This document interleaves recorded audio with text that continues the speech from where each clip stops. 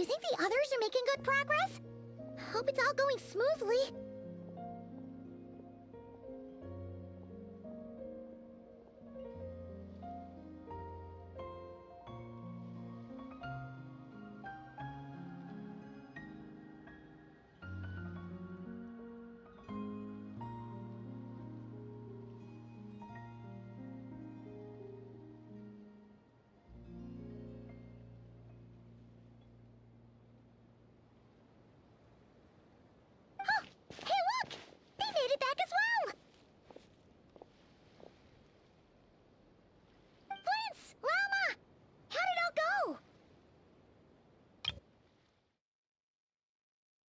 Paimon coming in! Paimon coming in!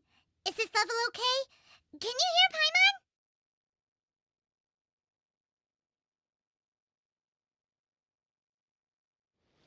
Paimon? All is well, thank you. Nefer and Yehoda had to stay at the curatorium to wrap things up, so they won't be joining us for now. I ran into Miss Nefer and Miss Aino on the way back. Their work is still in progress, so I suspect they won't be back for a while either. You seem rather cheerful today, Mr. Flins. I certainly am. I achieved what I set out to do and came away with more than I bargained for.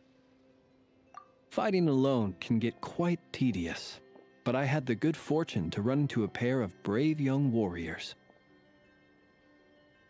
We meet again. How have you been? Albedo! What are you doing here? That would be a natural assumption to make. It's also the correct one. These two courageously lent me a hand while I was fighting the wild hunt. When they told me they were Sir Varka's colleagues, it all made sense. And given how people of outstanding talent tend to cross paths, it's no wonder you're already acquainted. So, who's your travel buddy, Albedo? Why don't you come and introduce yourself?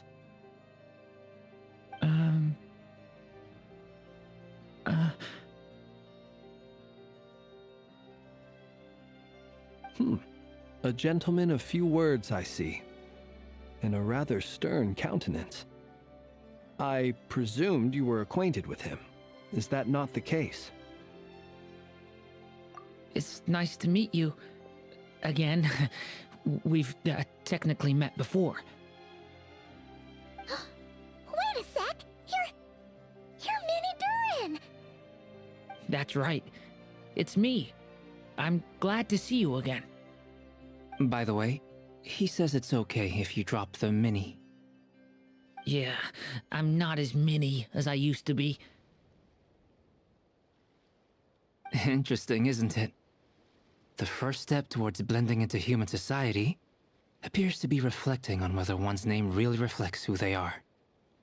Wow! You look so different! In a good way, of course. It's great to see you looking so healthy. Thank you, Paimon. And although you're as mini as ever, I understand that diminutives don't always convey endearment. I'll be sure to simply call you Paimon as a sign of my great respect for you. Wow! You're such a smooth talker now. Paimon could get used to this. From now on, you may refer to her as your esteemed guide, Paimon. Personally, I think our little Paimon is the perfect size. When people call her Little Paimon, it's just because she's so adorable that they can't help themselves. If that's not a sign of endearment, what is? You're absolutely right, Miss Lauma. My brother still has a long road ahead of him when it comes to understanding human relationships. Anyway, speaking of long journeys, didn't Columbina leave with you? How come she isn't back yet? She's been catching up with old friends. Wouldn't be surprised if she stopped for a cup of tea or 10 on the way back. Uh-oh. People are talking about me. Hope it's nothing negative. Judging from your expressions, I'm guessing it all went well? It's getting crowded here. I'll go grab some chairs. No need. This is a job for an alchemist. I'll whip some up momentarily. Thank you for your hospitality, ladies and gentlemen, but I was merely escorting my friends back. I'll be meeting Sandrone shortly, as we still have some things to discuss. It's been a pleasure, everyone. But this is where I'll say goodbye. We really appreciate your help. Oh, come on. Spare the formalities. I'm just glad I could help out some true friends. I understand. Well, bye for now, Arlecchino. Oh, this place is hopping. It's probably a good thing one of us left. Otherwise, we might not fit all these people in. Are you saying we're about to run out of chairs? As a matter of fact, I am. Come on in and see for yourself.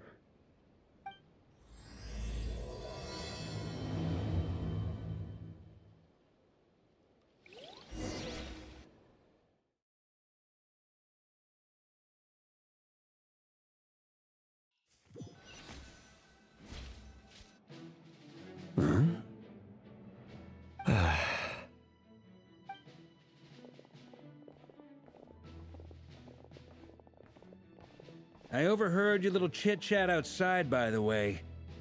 With Miss Columbina's colleague gone, we should be back to the original crew plus the other colleagues I brought in. Though, it looks like we have another new face. Someone else managed to rope in a colleague too? Frankly, you and Paimon are the only people I know here.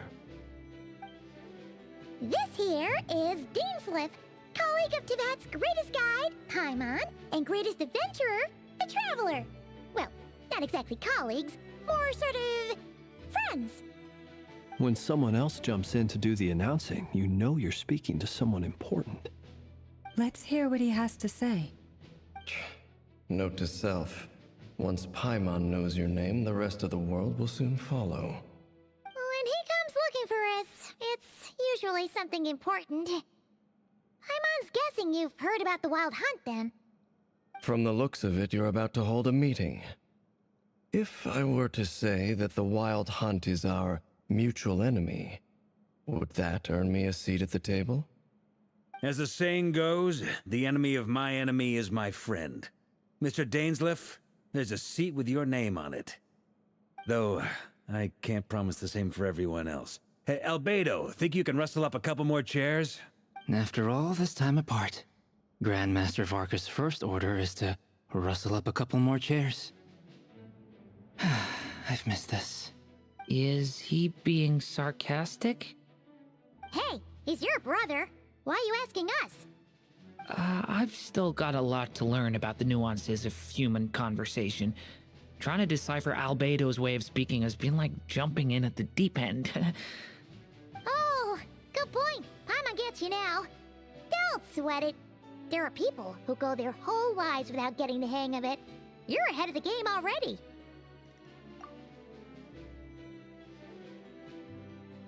I wonder what's taking Nefer so long. Perhaps you should go and check in with her. If anyone can hurry her along, it's you. I just got back from the curatorium. Besides, aren't you curious to see what's taking her so long? Miss Nefer doesn't strike me as the type to share secrets.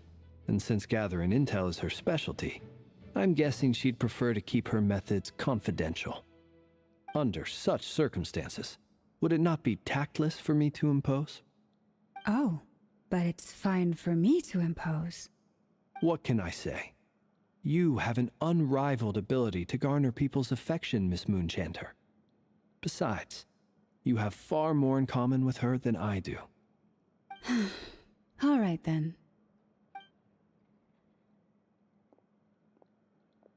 Impressive. She barely fought back at all. I admire your powers of persuasion, my friend. As I'm sure Miss Lauma will realize soon enough, the trick in life is to always pitch in with other people's responsibilities so that you can be selective with your own. Another trick is to simply hide in the background. Spoken like a true sage. Anyway, looks like we've got some time to kill before the meeting. Let's take a little breather, folks. And feel free to chat amongst yourselves. We'll get down to business once the other two arrive.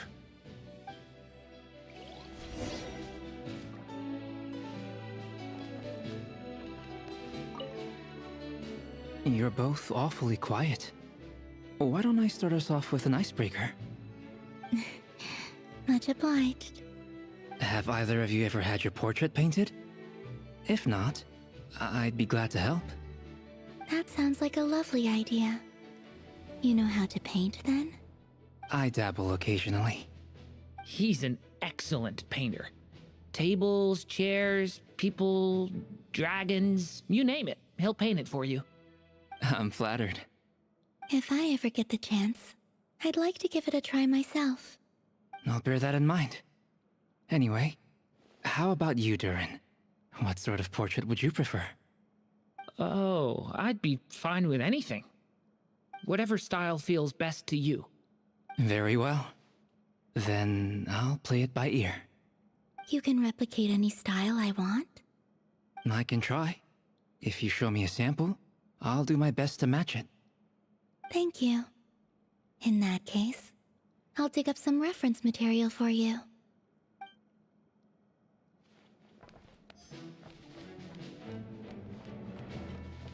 Is there something you'd like to say to me? Yeah! For starters, why'd you just show up here without even giving us a heads up? If you think back to our previous interactions, you may recall that that's hardly out of character for me. You do have a point there. Oh yeah! You'll need to find somewhere to stay the night too, right? Want to tag along with us? You never know. We might get a group discount. Sure, let's do that. Great! Paimon will handle it! And in return, we can get Dainslift to be our very own personal bodyguard. If that's what you had in mind, you should have said so sooner. I'd be happy to help. Oh, okay then. Paimon was only kidding, but good to know. Anyway, since we're all here together, we might as well watch each other's backs. That's just what friends do, right? Indeed. Thank you.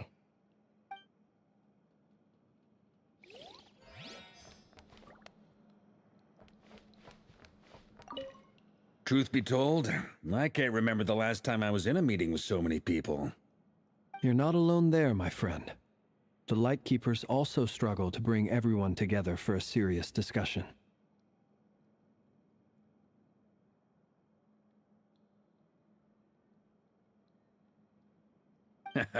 I don't doubt that. I've only ever met two Ratniki, one being you, and the other being that young guy, Itlua. Itlua is a good apple. I'll give him that. He's kind, honest, and regularly delivers supplies to my lighthouse. A true Ratnik to the core. In that sense, he puts me to shame.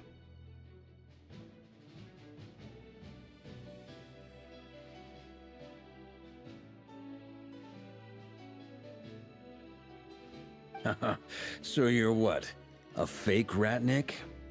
That's what it sounds like you're saying. But I get the feeling that's not quite what you meant. Come on, why the awkward silence? Sorry. I'm not even gonna bother trying to hide it. You've known all along, haven't you, my friend?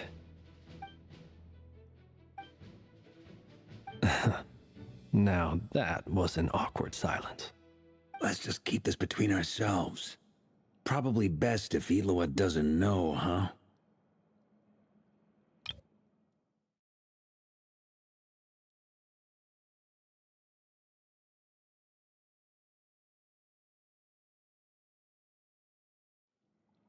That goes without saying. Gotta be careful what you share with youngsters, after all. Anyone else in the know? Let me guess. The Traveler and Paimon? It's dangerous being too sharp for one's own good, you know. Then, in the name of the Animo Archon Barbados himself, I swear your secret's safe with me. When we went for drinks, you said that you and Barbados were practically best buds. In the light of that claim, do you really expect me to take your oath seriously? Of course. Just as long as you don't go spreading around the fact that I'm close with Barbados, all right? Fair enough, then. Nothing like a bit of mutual leverage to seal the bonds of friendship.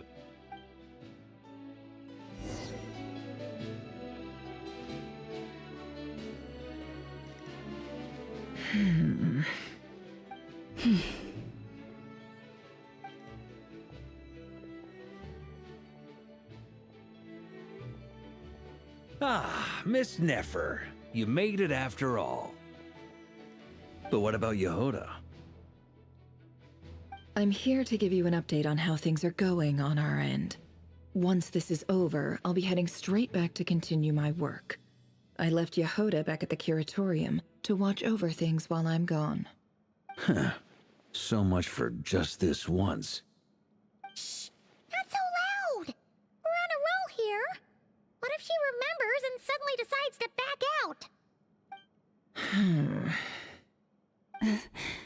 Did you say something, Mr. Varka? Huh? I didn't say anything. Right, Flins? Must have been a frog. They get so noisy around here at nighttime. It's like they're putting on a concert in the background. Anyway, before we begin, there's a few introductions to make. Let me start by saying that it's an honor to be speaking before so many distinguished colleagues and collaborators. First up, we have Miss Lauma. As Moon Chanter, she's the leader of the Frost Moon Scions, a local religious community in Nodcry. Then there's Miss Nefer, boss of the Curatorium of Secrets, and intel gatherer extraordinaire. Nefer is leading the investigation into Rerer's background, assisted by Yehoda and Lauma. From the little I've heard, they're making some great progress. Over here, we have Mr. Flins, a ratnik and guardian of the abandoned lighthouse. In our last operation, he courageously distracted the wild hunt to buy time for the rest of us. For those of you who've never met, this is Mr. Albedo, a renowned alchemist and captain of the Knights of Favonius investigation team. By his side is a new face for us all, myself included, Mr. Durin, who has come to lend his aid. Next up, we have the Moon Maiden and former Fatui Harbinger, Miss Columbina. Then we have the Traveler, who's earned more titles than I could possibly hope to list out, so I'll spare you the rundown. And Paimon, the ultimate travel companion and quite possibly the best guide in all of Tevat. Wow! That's a lot of people! Great turnout! Miss Nefer, it looks like you might have another job coming your way, so, congratulations on the booming business, I guess. You think I haven't got enough on my hands as it is? Who's looking for me now? That would be me, Miss Nefer. I have a commission for you. And you are? Who I am doesn't matter right now. What does matter is that I'd like you to gather more intelligence about the Recher of Solnari. Well, it's not as if we never take on anonymous commissions, but in your case, I'll have to decline. I'm gonna take a wild guess and say your job's probably more hassle than it's worth. Something about you seems like bad news. It's my eyes, isn't it? Conrian, I assume. And what's with the mask? Are you trying to hide your identity? In any case, the fact that you're even still alive raises an awful lot of questions for me. My name is Dainsleif. And yes, I am from Conria. As I'm sure you're aware, the Recher of Solnari's real name is Rerir. He was once an acquaintance of mine. Really? Then you must have been quite an influential figure yourself. You flatter me, but none of that matters anymore. My point was simply to clarify why I have asked Miss Nefer to investigate Rerir's background. So you're both from Conria, and it sounds like you used to be friends? What am I missing here? Surely you already know how he became one of the Five Sinners. I'll tell you everything I know. The history of Conria, the names and identities of the Five Sinners. I remember it all like it was yesterday. I have never spoken openly of this before. But the truth was exactly as people say. The 5 sinners were each driven by their own desires, and it was by playing upon these that the Abyss tempted them to their fall, tearing Conrial apart in the process. The visionary, Vedifenir, who wished to foretell the future. The wise, Haroptatir, who sought limitless knowledge. Gold, Rhindaughter, who desired to create life. The foul, Sertologi, who pursued supreme strength. And last, but not least, Raker of Solnari, Rerir, Ravager of the Moon. Of the 5, Rerir is the only one who remains a mystery to me. He never harbored grand ambitions, so what changed in the space of a single night? How did he come to fall like the others? In other words, you're saying that his change came as a shock to you, and you have no idea what actually happened? That's right. You mentioned how the Abyss tempted them, which led to their fall. But what did that look like in practice? And what other context can you give me about the events of that time? The more detail you can give me, the better. Strangely, now that it comes to it, I hardly know where to begin. The fateful night took place during the era of the Eclipse Dynasty. One day, my elder brother, the visionary, Vedifenir, was summoned to the palace by the Vinster King, only for the king to gouge out his eyes and cast him into the dungeons. When I came to hear of this, my fury knew no bounds. I gathered together every ally I thought I had, and together, we set a night to storm the palace and free Ved. Centuries on, the memories of that night still haunt me, like a never-ending nightmare. We broke through the palace gates, just like we had planned, each striking towards our separate targets. But then, I was betrayed. Even Vedifenir, the very person I had come to rescue, abandoned me and partook of the Abyss's power. So, it's personal after all. Then tell me, Mr. Dainsleif, what price are you willing to pay? You, of all people, must know that nothing comes for free. I cannot say what price would be worthy of such a commission. But know this. Rerir was not always a madman. Believe it or not, there was a time when he was just an ordinary man, working for the Conrian Intelligence Service. Uncovering the truth of Rerir's past is the only way to unravel this mystery. But before you decide if you will accept my commission, I will tell you more about him. Enough, I hope, to help you plan your next move. Sounds pretty good to me.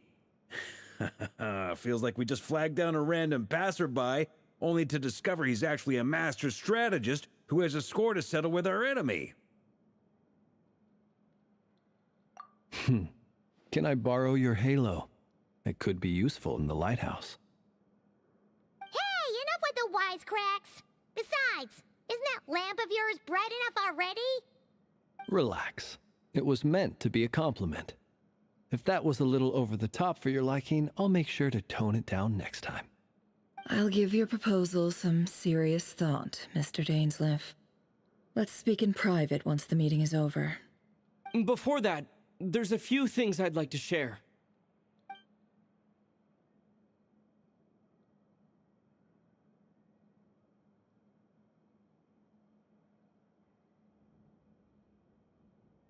Now that we've united the hearts of the 3 moons, your power should be greatly enhanced. But it seems like that hasn't happened yet? I believe it will take a little longer.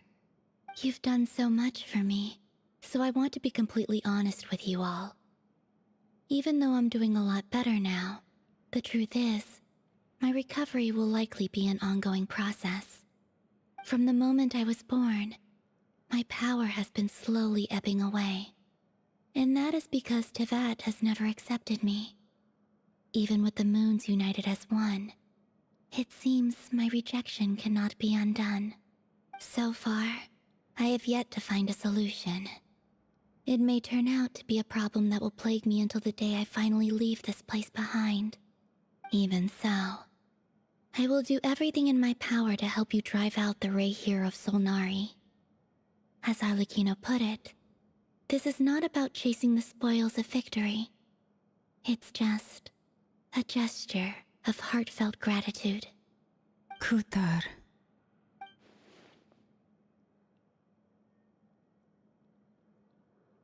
Defeating the Ray here of Solnari will be no easy task. While my strength slowly recovers, we'll also need to gather more intel. Naturally. We should take all the help we can get if we hope to defeat him. We've considered several viable plans now, but our choice hinges on the answers to a few key questions. Is it even possible to kill Rerir? What experiences shaped the person or monster he became? And what's he really after? Given Albedo's expertise in alchemy, I think we should leave him to try and answer the first of these questions. Understood. As for the other two, I'm afraid we'll have to count on you again, Miss Nefer. Believe me when I say it's not my wish to burden you. But right now, relying on your skills is our only option. So you're placing all your hopes on me, huh? We can't thank you enough for agreeing to help us. Honestly, I can hardly believe how lucky we are. You sure have a talent for changing your tune, Miss Moonchanter. Timid like Yehoda one moment, then flinces insincere flattery the next. Ladies, please. I must object to your portrayal of me. That's all. Feel free to keep bickering. Just pretend I'm not here. I almost don't want to leave this room. I'm curious to see how this plays out. I have faith in you, Miss Nefer. Something tells me you'll stand by us until the very end. Oh? And what makes you so sure of that? What if I suddenly decide that my compensation is insufficient? This isn't about the money. I can sense that you've got a deep-seated distaste for Rerir. And knowing you, that alone is motive enough. Look at them getting along so well. Like two peas in a pod. And I'm the one they accuse of insincere flattery. There is no justice. Miss Lauma, you have to understand something. Unlike you, I don't actually enjoy having everyone's hopes on my shoulders. Is that right? Well, maybe the fact that I'm willing to put my hopes in other people says more about me than you. But the fact is, I also trust you. And that's because I know that you're someone we can count on. Anyway, we've got our plan, so let's get moving. Mr. Dainsleif, let's talk. And Traveler, once we're finished, if you've nothing else planned, I'd like you to come with me. This whole experience is teaching me a lot. For instance, I now know that when other issues come up in the future, I'll have far more luck getting Lauma to convince Miss Nefer than trying to do it myself. Hate to say it, friend, but that's one of the funniest things I've heard in a while. Why?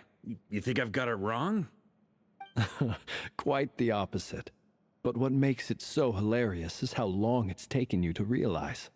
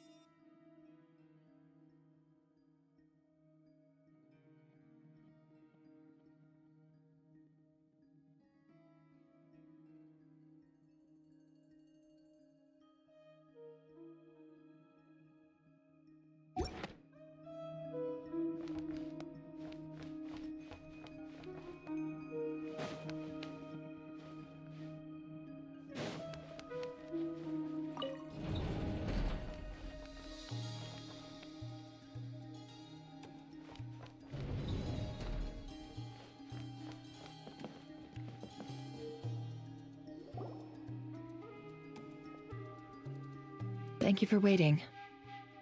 It's okay. We actually used the time to help Dainsleif get a room at the hotel. That's very considerate of you.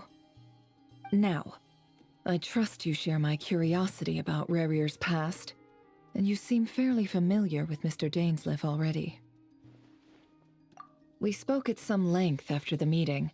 He was the one who suggested I should invite you to join this operation. He feels confident that these secrets will be safe with you. Dane has a lot of faith in us, that's for sure. Likewise. I appreciate that you got right on board without interrogating me about why I invited you. It shows that you trust me to explain everything in due course. That's because we know what you're capable of. We appreciate you too, Nefer. You might have been forced to help in the beginning, but this time, it was your choice. That's one way to put it. Another is this, that once a decision's been made, it's set in stone. After that, my only goal is to see it through. Alright, so here's how it is. I'm going to access Rarier's thoughts again using my confidential method. Now, I'm sure you've seen things like this before on your travels, so you're surely well aware of how dangerous it can be. The reason I've gathered you all here is to ensure my safety during the proceedings.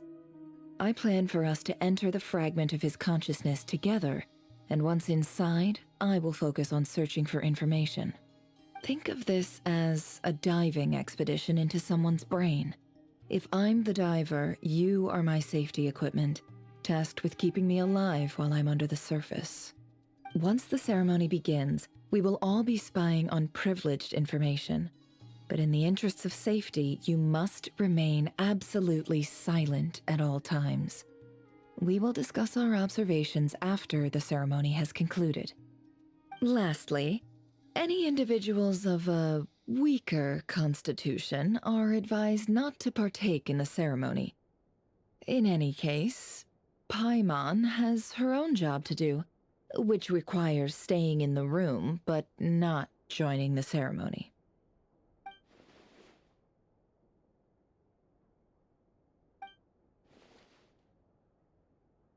Well, good luck, everyone. Sounds like all Paimon can do is cross her fingers and root for you guys. There's a little more to it than that. I was being serious when I said you have a job to do. While the rest of us are inside Rarier's mind, it's imperative that we have a team member on the outside. In the event that something goes wrong, you will be our first responder. I don't anticipate any issues, but the extra level of safety will be greatly appreciated. I second that. This is a dangerous operation here, and you're our whole rescue team. That's pretty much the most important job in the crew. So, Paimon's like the lifeguard? Yeah, that makes sense. All right, got it. Good. Please, take a seat. We'll get started momentarily.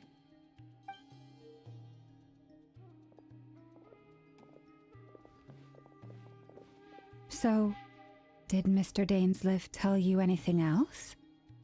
He told me that he believes Rarier kept some big secrets in his life. He's not sure that they were the cause of his eventual downfall, but he's asked me to uncover what those secrets were all the same. But surely you're not planning to go through with this, no matter the cost. If you think that, you'd be overestimating me. I'm a businesswoman, not a mercenary. But I do have my own professional reasons for taking this job. You think I'd turn down the opportunity to get a first-hand glimpse into Conrian history? No chance. Well, as long as you don't let morbid curiosity get in the way of safety concerns, we're good. We'll do whatever we can to help you. You're such a killjoy.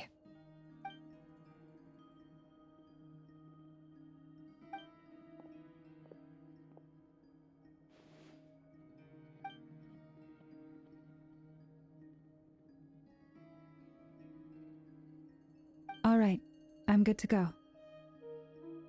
All set over here, too. Promise, Paimon, you'll be extra careful. All right. Let your whole body relax. we're about to begin. Close your eyes.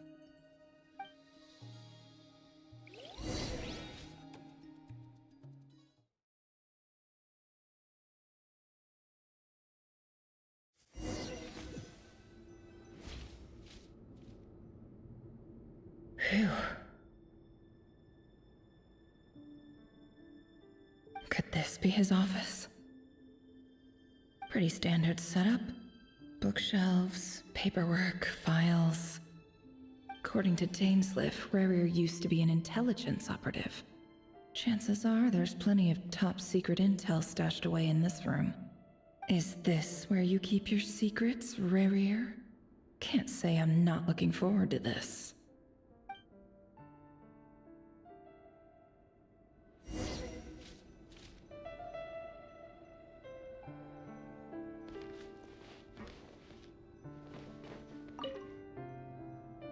A file tucked inside a folder. The title reads, Dear Breakfast Shop Owner. It's a list of names. But at this stage, I have no idea who any of them even are.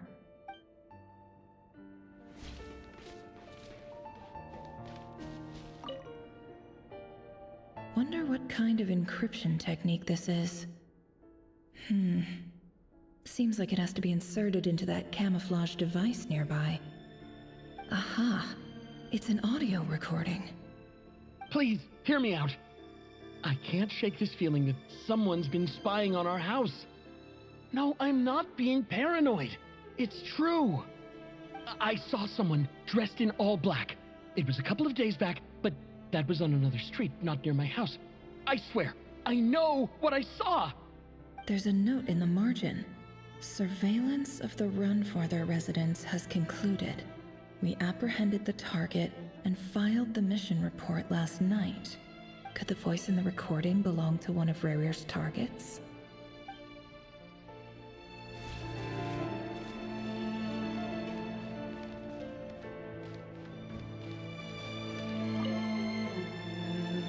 Bookshelves full of documents.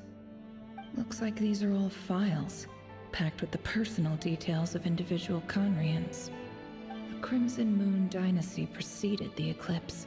Since Rarier worked as a secret agent during the latter, it stands to reason that he was tasked with purging remnants of the old dynasty.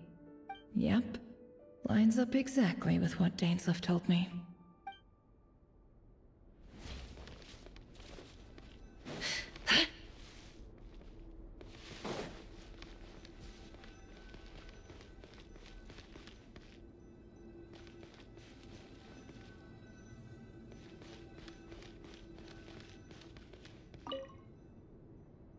A box containing a ring inlaid with a precious gem. Must be for his girlfriend.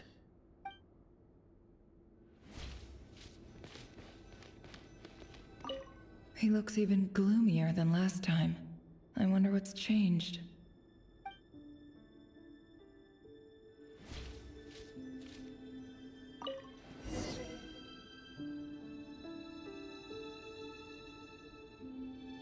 Today's files are in. Time to wade through them, just like usual. Male, 51. Occupation, cook. Confirmed Crimson Moon descendant. Has maintained frequent contact with other descendants over the past year.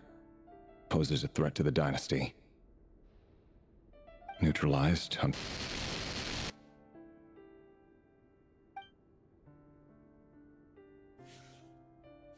This one should be archived under purged targets.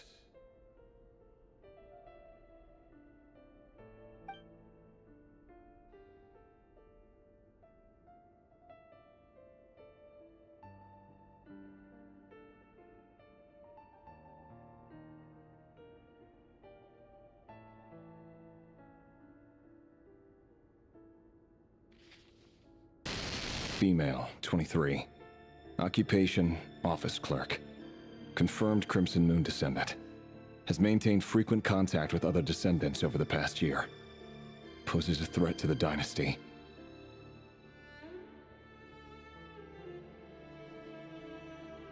Neutralized.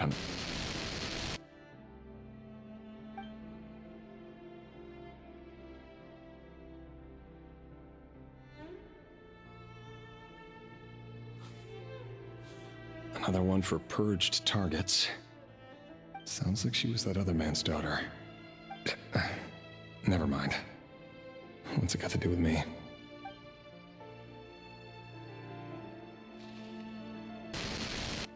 Male, 40. Occupation, teacher. Confirmed Crimson Moon descendant. Has been observed making contact with other descendants during the past year. Poses a threat to the dynasty. Neutralized on...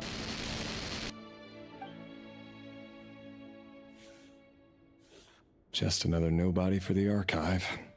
Come to think of it, I remember surveilling this man. A case like his never would have been considered a priority in the past. Huh.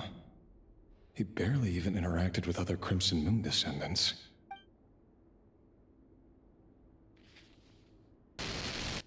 Female, 16. Occupation, none. Orphan and confirmed Crimson Moon descendant. Has been observed making contact with other descendants during the past year. Poses a threat to the dynasty. Neutralized on...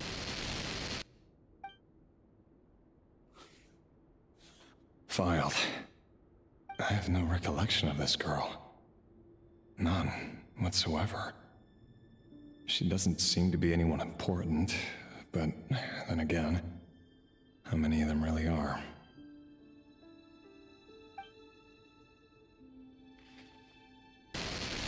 Female, 13.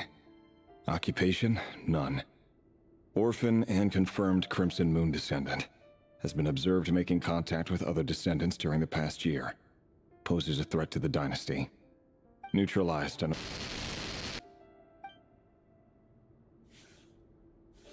Filed.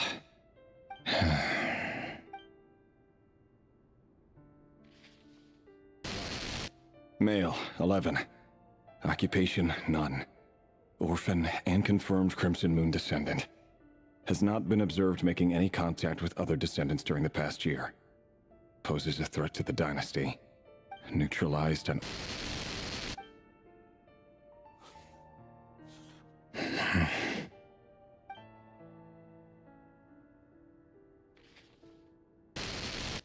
Male. 6. Occupation, none. Orphan and confirmed Crimson Moon descendant. Poses a threat to the dynasty.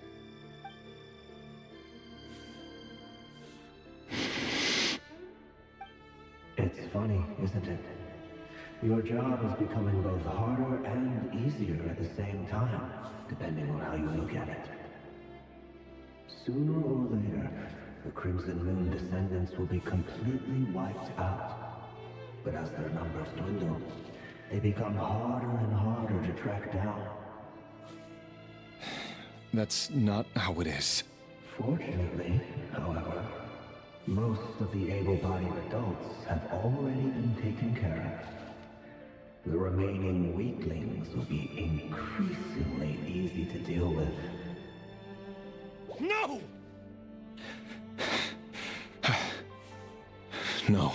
My job is to ensure the survival of the Eclipse Dynasty. And the only way to do that is by eliminating any and all potential threats. It's a perfectly legitimate line of work. Every single one of my colleagues can attest to my fairness. And if my friends were aware of the facts, I know they'd back me up too. Assuming, of course, that they were aware of all the facts.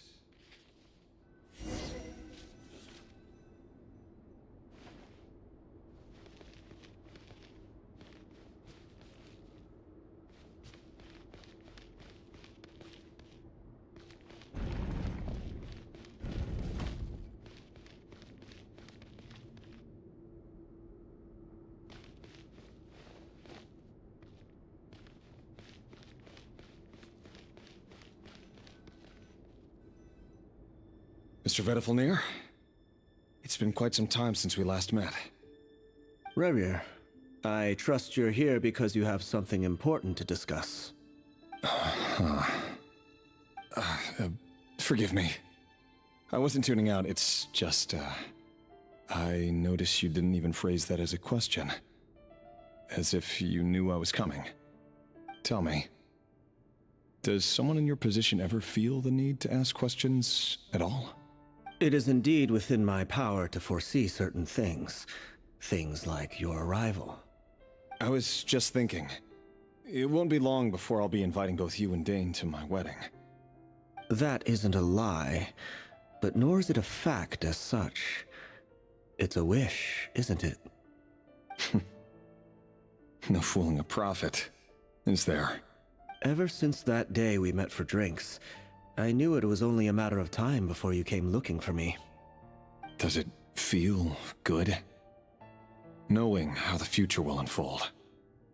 I'm afraid the notions of good and bad fail to capture the complexity of what such a power entails. Once you've seen what will come to pass, it can be all too easy to succumb to fear and melancholy. Unless, of course, you learn to abandon these feelings. You fear my silence, and long to hear the words I left unspoken that day. That's right. You must have noticed my reluctance to broach the subject, and the reason is simple. Because the truth could never have lived up to your hopes. For both our sakes, such words are better left unsaid. The burden of prophecy was never meant for your shoulders. So who exactly do you deem worthy to hear your prophecies? None but our exalted king? Or rather, our king as he once was. You're closer to his majesty than I am. You must know better than anyone how much he's changed. You say that as though it is to my benefit. Yet precisely because of that, I dare not speak rashly. A king can turn out to be the most virtuous of rulers, or a tyrant more terrible than the most vicious of dragons. You are so wise and far-sighted, yet still you would have me live in fear of the unknown? You make a fair point. Especially given my silence alone was all it took to send you spiraling downwards. Very well then. Let me offer you some advice. And I say this not as a prophet or a visionary, but simply as the brother of your friend. For many reasons, there is very little chance of your marriage ending in happiness. If happiness is what you seek, you should find another fiancé.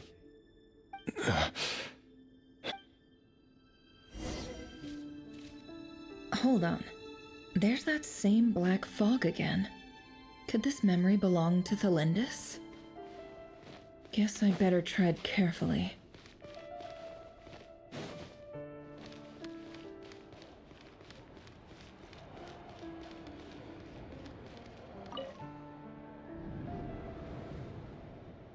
Wait. Hear me out. This time we finally got a clear look at his face and learned his true identity. His name is Rayrir, and he claims to be one of the king's guards. What did you say? A cruel irony, isn't it? The man you're set to marry leads a double life as a brutal executioner. Why are you telling me all of this now? Simple. It's because I want you to kill him. You are the only person he would never suspect. No, absolutely not. I would never dream of doing such a despicable thing. So you'll just stand by and watch him slaughter us to the last? Do not forget that the blood of the Crimson Moon flows in your veins too. The blood of the Crimson Moon? What does that matter now? The dynasty has long been dead and gone. You think that alone is reason enough for me to throw away everything I have? Why wouldn't it be? You two were once a child of the Crimson Moon, just like me. Don't tell me you've never felt so much as a flicker of fury for the way we were trampled into the dust. As long as you promise to abandon this pipe dream of restoring your dynasty, I can try to persuade him. Or have him persuade the Vinster King. Persuade the Vinster King? Do you even know why he's so obsessed with hunting us down? Why he keeps trying to force us to hand over our secrets? Over and over again?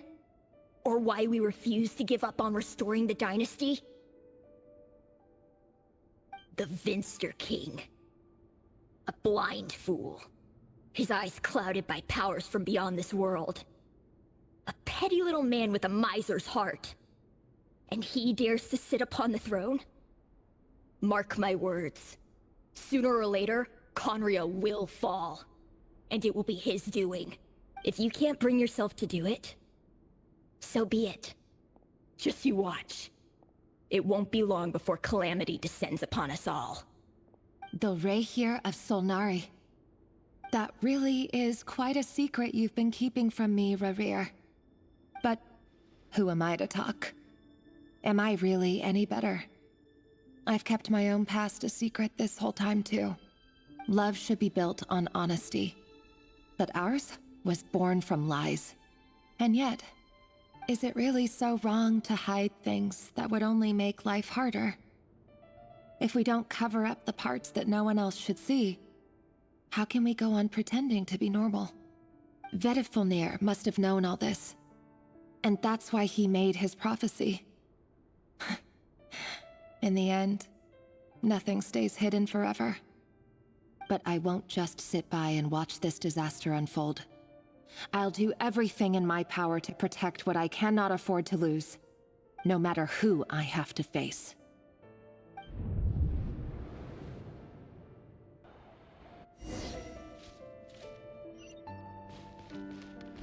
Huh? Was that Rerir who just walked past the window? Doesn't it give you the chills that he still takes the same road to work every day? As if nothing ever happened. Those people at the deli. Enough already. They're clearly pretty taken by their own disguises, so just smile and play along. Pull the rug from under beasts like that, and you'll risk having your throat torn out.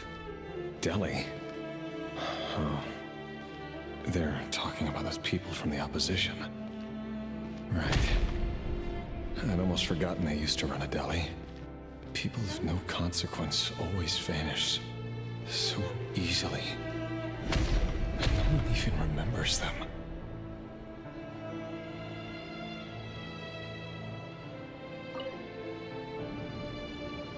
But surely you can see he's not the man he pretends to be! So many have died already, and they say that the king's madness grows with each passing day. We're not going to survive this, are we? But why does it have to be this way? Do we really deserve to die just because of the blood that runs through our veins? Felindis, are you even listening? Sorry, Freether. My mind was off wandering. I heard you, though. You're talking about what Rerir said. He's just following the king's orders. He's a secret agent, and it's his job to hunt down rebels and dissidents.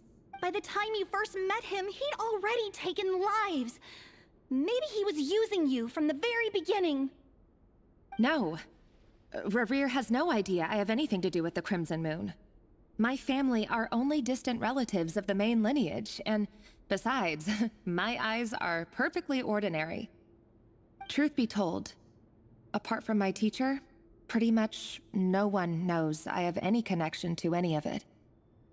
It's been a long time since my family severed ties. But as Orlog said, who could possibly talk sense into that raving lunatic of a king? No one. I'll work something out. Trust me, I'm with you all. But for now, you need to keep yourselves hidden. Don't let anyone find you, anyone at all. Don't forget that Rerir is an Eclipse operative. You need to be extra careful when he's around. And when I am too. For now, don't come looking for me. And if anything happens to me, just act like we've never met. If even you can't escape this, what hope do the rest of us have? But after all this time together, surely he wouldn't lay a hand on you. I won't speak in his defense, nor can I give you a clear answer to that question. But I'll do everything I can to put an end to this. Here, hold on to this. If an opportunity to escape presents itself, take it. You'll be glad you took some spare change. You call that change? But what about you? I've got a job, and there's still money coming in. But you can't go anywhere right now. Please think about yourself for once.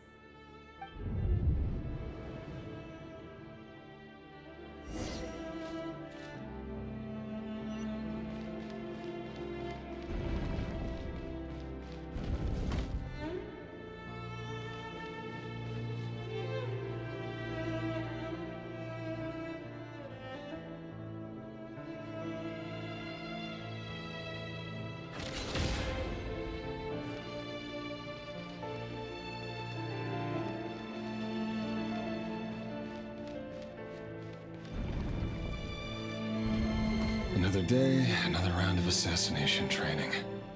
Training ground is just beyond this hidden passageway. When you kill a person, doesn't it bother you when you end up covered in their blood? Why would it? Aren't we all just walking blood bags?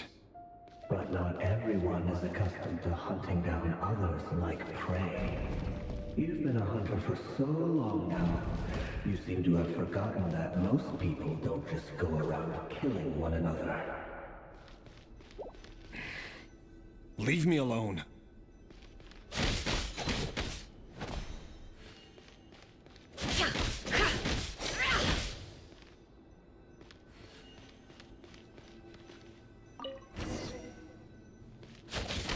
Make sure you have a firm grip on the handle. Then choose your angle well. Keep your movements light and brisk. And Prey won't sense a thing. I doubt that.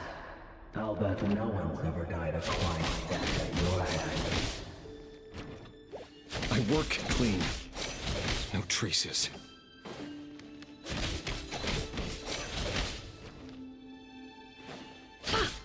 Can't hide the truth. That doesn't make it open above board, though. The king just happens to need you right now. What if someday he doesn't? That won't happen. You say, ever since you fell under the spell of that power, in the beginning, you only had to take out a handful of the guilty. But now... The ones I've dealt with have always been guilty. And I've carried out my work flawlessly. It all adds up.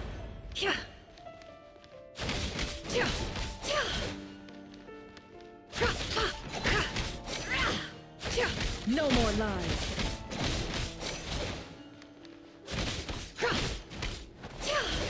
You know why Flins didn't accept your proposal, don't you? Was it because she didn't trust you? Or something else? No!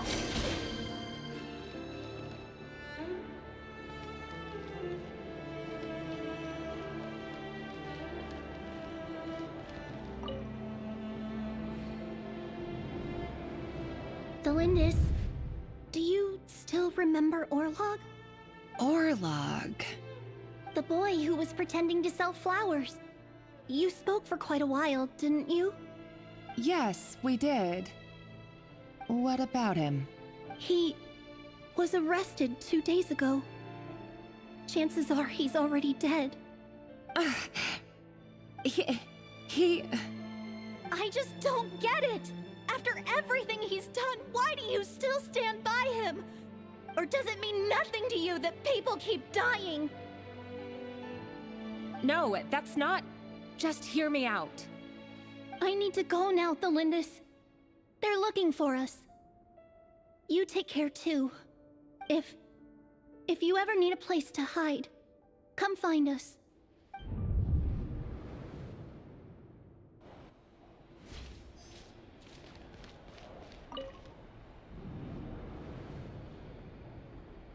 Author Thelindis. Over the course of this week, the research object was subjected to interference for a total of 47 hours for experimental purposes. The results are as follows. All subjects of observation that were sent inside have now... The situation within is proving more problematic than anticipated. No progress whatsoever, What now?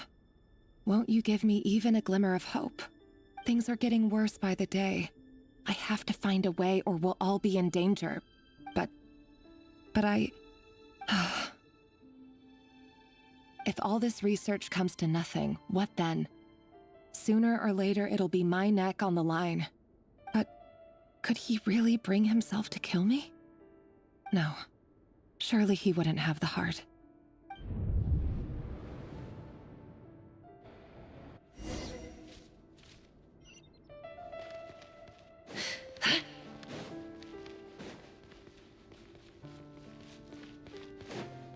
No more lies. Can't hide the truth.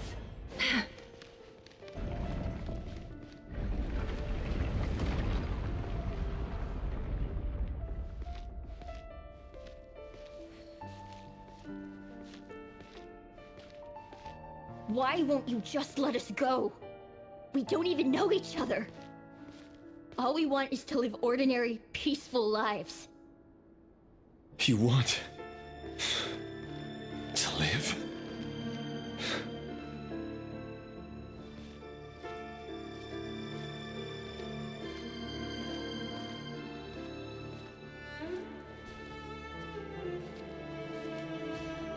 Yes. I just want to go on living. Is that really such an unforgivable crime?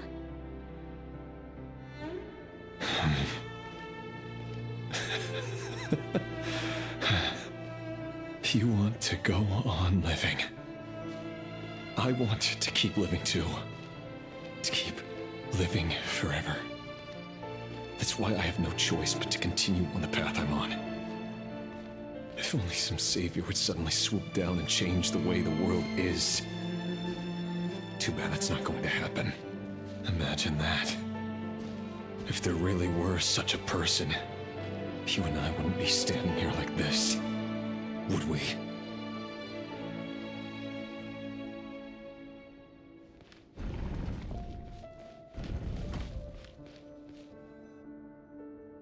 Today's files are in. Time to wade through them just like usual. No, I don't get tired of it. It's my job. And not only am I lucky to have it, I'm good at it too.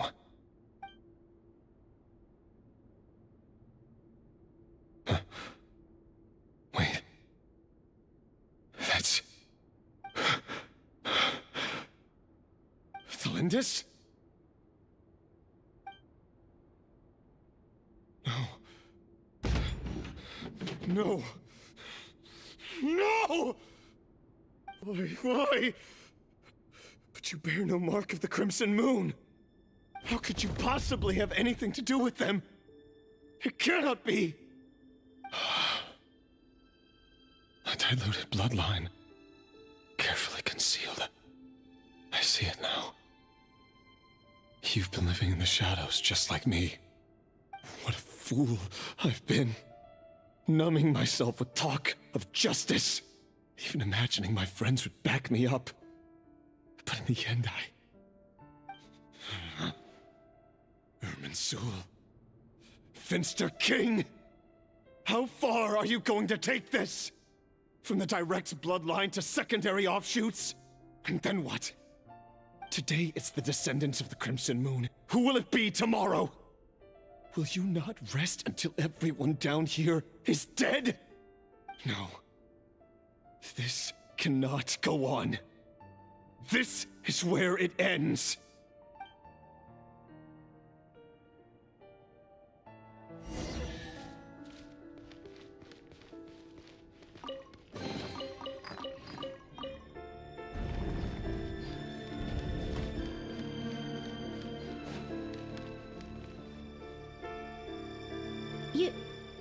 You're really letting me go? I am. As long as you can guarantee that no one will find you. Don't worry, I'll be extra careful. No one will know I was here. But what about you? Me? If you let me go, you won't be able to complete your mission, will you? Good point. In that case, Maybe you should stay. No, please! I just want to see the outside world again. To... Go on living? Yes. I know you're a man of your word. So please, just let me go. If I let you leave, what will become of me? Just kidding. Go, now. But remember, don't let anyone know you were caught. We'll be seeing each other again very soon if you do.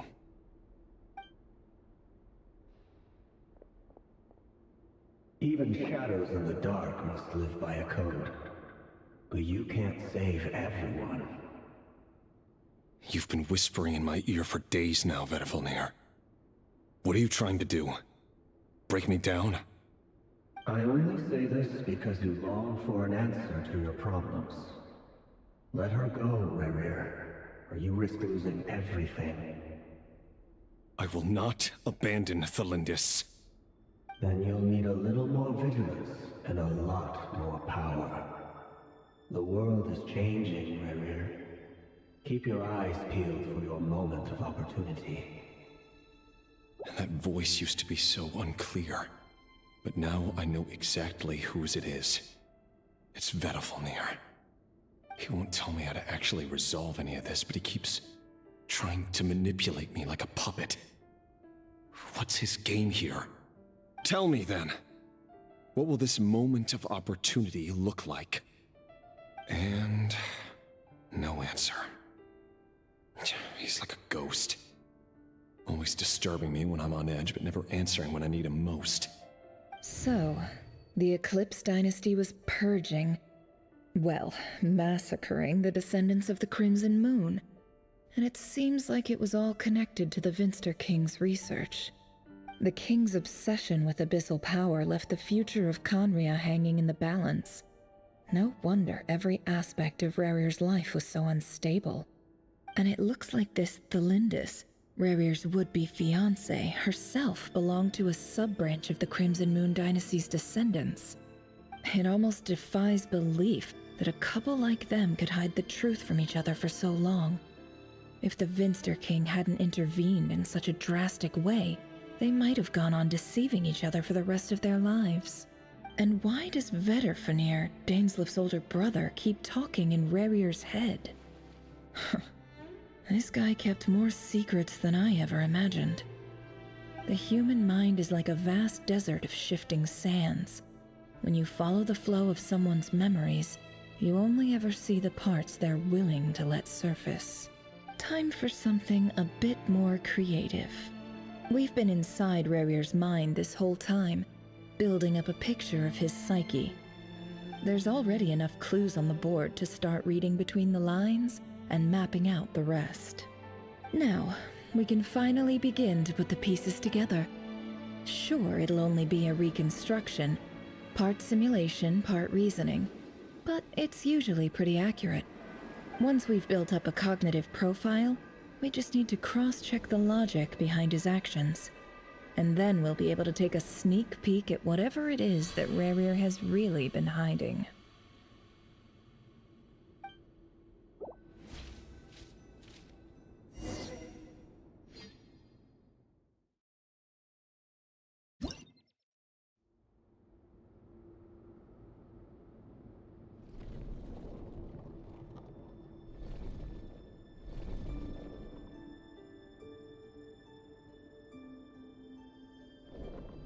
Rerir, are you there?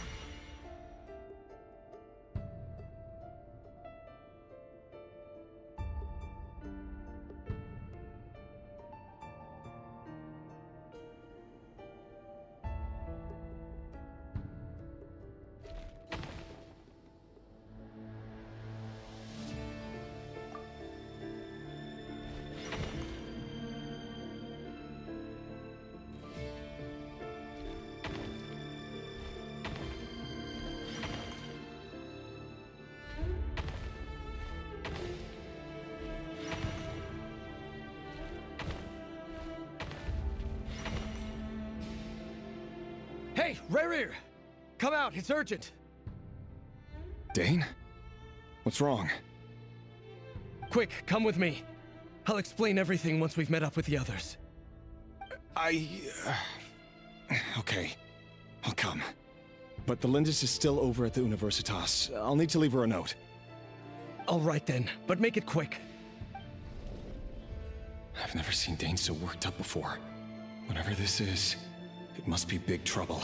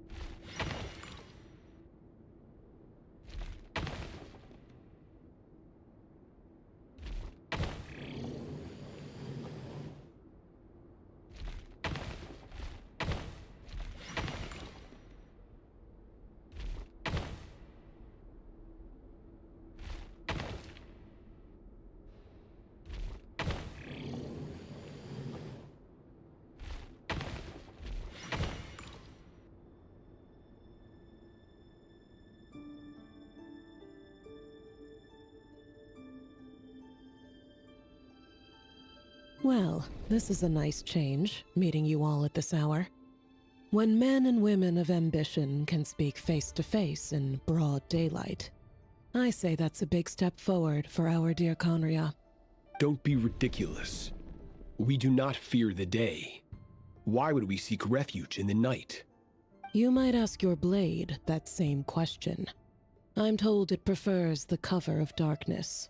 The word on the street is that Sertologi only strikes when he has an unfair advantage. But that is patently false. I see you're missing an arm and a leg. Surely only a fair fight could explain that. If this is your way of offering me replacement limbs, believe me, I'll take them. Oh, we can certainly discuss that. With bioalchemy, anything is possible. Assuming I have your full support in my research. Lunatic. Roptatir, what brings you here? Why, Dainsleif, of course. He invited me. Please, cast aside your apprehensions, Miss Rhine-daughter. Whatever the rumors may say, I am but a humble servant of the king, and I can assure you he affords me no greater convenience than he does you. Well, the Universitas Magistrorum won't stop fawning over you, so at least some of the rumors must be true. You're clearly doing well for yourself, so drop the humble servant act. It endears you to no one. You're president of the Universitas Magistrorum, the chief royal mage known as the Wise by royal appointment, and by far the most favored among the 4 pillars of Conria. Vice President Veit doesn't even try to hide his envy when he sees you. My success is the product of hard work and good luck. It's as simple as that. Were the king not such an extremist, I hardly think I would have received a senior post at my age. Of course, no job is without its gripes. Serving a king like ours can be a challenging task, as I'm sure you can imagine. And as for Efterveit, in missing out on the presidency, he's dodged a mountain of stress. Like everything else in life, it comes with pros and cons. You're all here. I apologize for the short notice, but it was an emergency.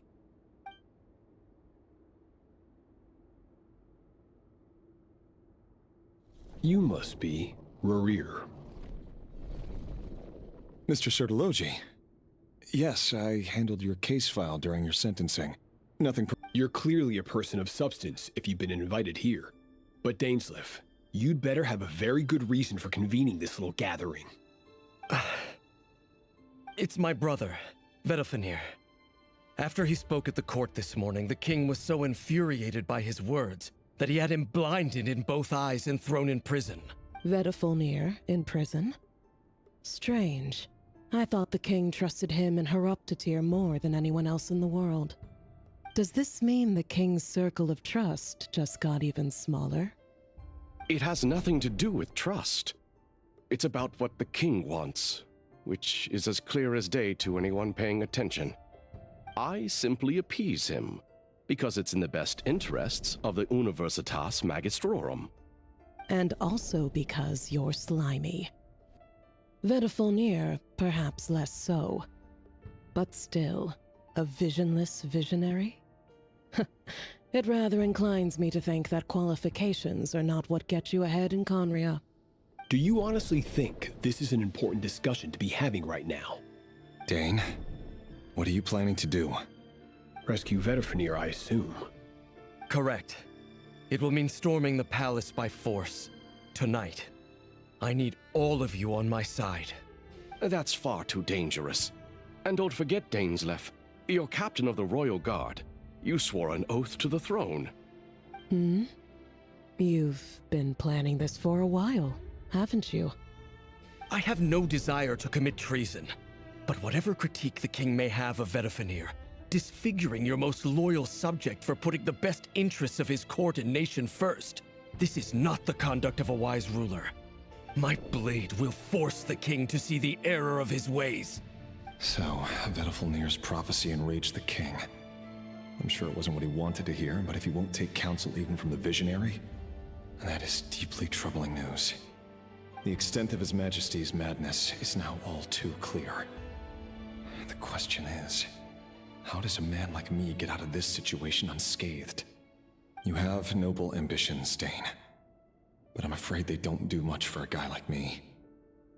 I'm not interested in saving the world. All I want is a letter of pardon.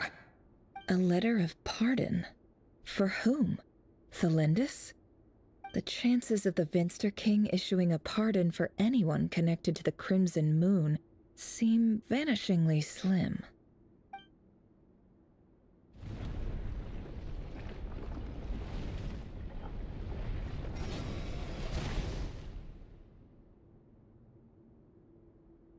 This black fog over the board must have some connection to Thelindis.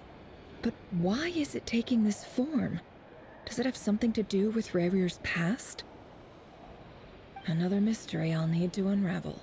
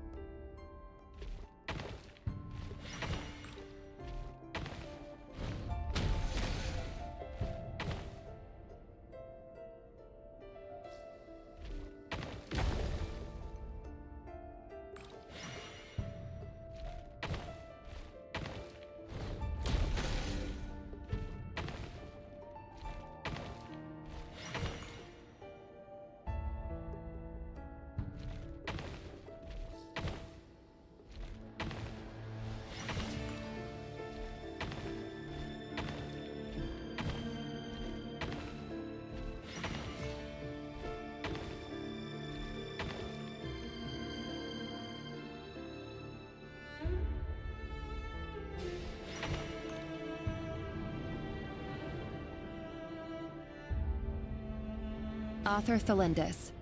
Over the course of this week, the research object was subjected to interference for a total of 60 hours for experimental purposes. The results are as follows. Research dating back to the Crimson Moon Dynasty has established 2 points regarding moon marrow.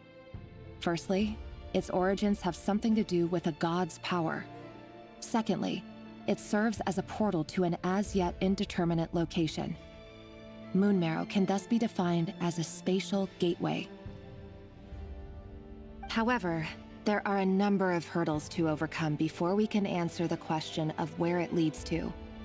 To start with, opening the gateway requires a specific power source, which the relevant literature indicates an enormous amount of power is then required to keep the gate open. Currently, the total power output of our instruments remains in the single digits. To make matters worse, I am now the only staff member remaining in the Moon Marrow lab. The Universitas Magistrorum recently decided to move most of its personnel into abyssal energy research, which has stymied all Crimson Moon-related projects. This is not a wise move. I have always maintained that placing all our hopes in a single source of power is risky, especially one as poorly understood as this. As well as making ourselves overly reliant on a single resource, we are neglecting other promising technologies. I apologize if this comes across as disrespectful. But as a Moon Marrow researcher, I desperately want to see the world beyond the gateway. If we really made it there one day, what would we find? And how would we go about taming the unknown? My imagination is endlessly fueled by questions such as these.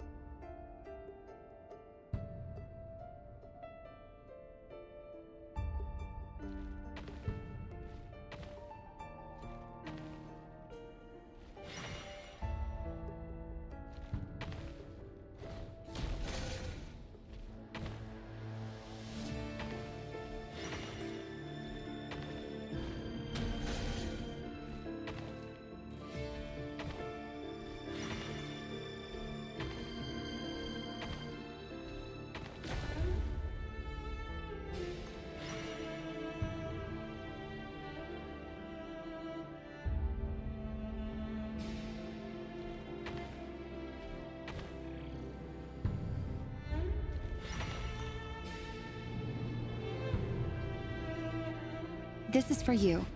I heard you're gonna leave the city with your parents. The Lindis, did you hear about what happened? I've heard nothing. Rerir got back very late last Friday, and he was acting a little unusual, but he slept pretty well, so I'm guessing whatever he did was a good deed. You never saw him, and I don't know what he did. And this conversation never happened. You understand? What if he finds out that you pried into his secrets? Don't be silly. I don't know what secrets he does or doesn't have. All I know is he's just a normal guy who happens to run some errands for the king. Are you scared of him? I don't know. The Rerir I know doesn't match the person you all describe. Logically, I should be scared of him. And yet, I don't want to lose him. But enough about that. You should get going, and be careful with the package I gave you. Keep it secret. Keep it safe. What's in it? A piece of the moon. All you need to know is that as long as you keep it safe, then in the future, everyone will be able to see a red moon. A red moon? You mean our moon? That's right. Our moon. Promise me you'll look after it. I promise, the Lindis. The Crimson Moon bloodline will never die out. Its light, the color of blood, will become like a fire that flows in our veins, no matter how long it takes.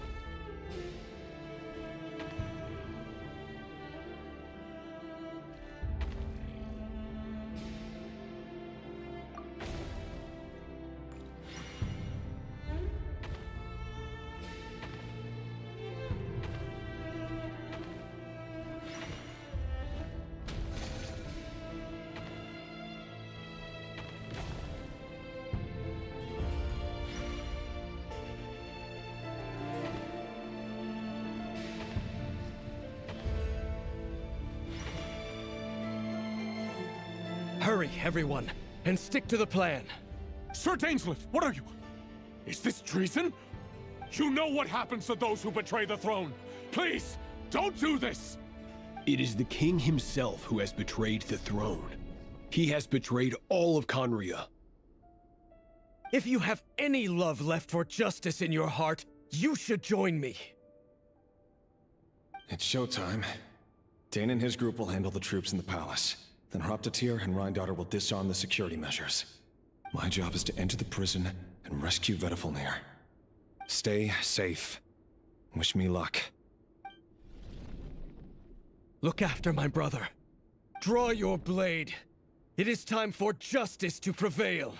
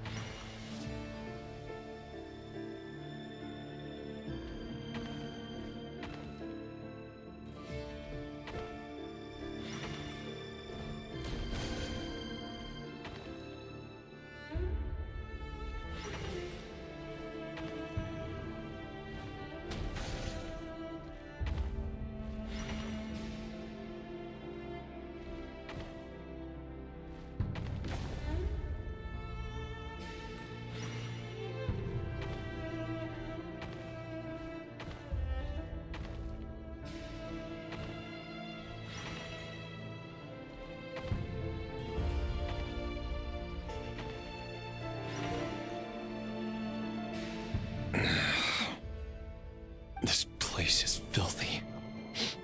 And the smell is abominable. Clearly, the king doesn't allow his prisoners a single shred of dignity. This is dire. Found you. Hello, Mr. Vediflnir. Ah, it's you.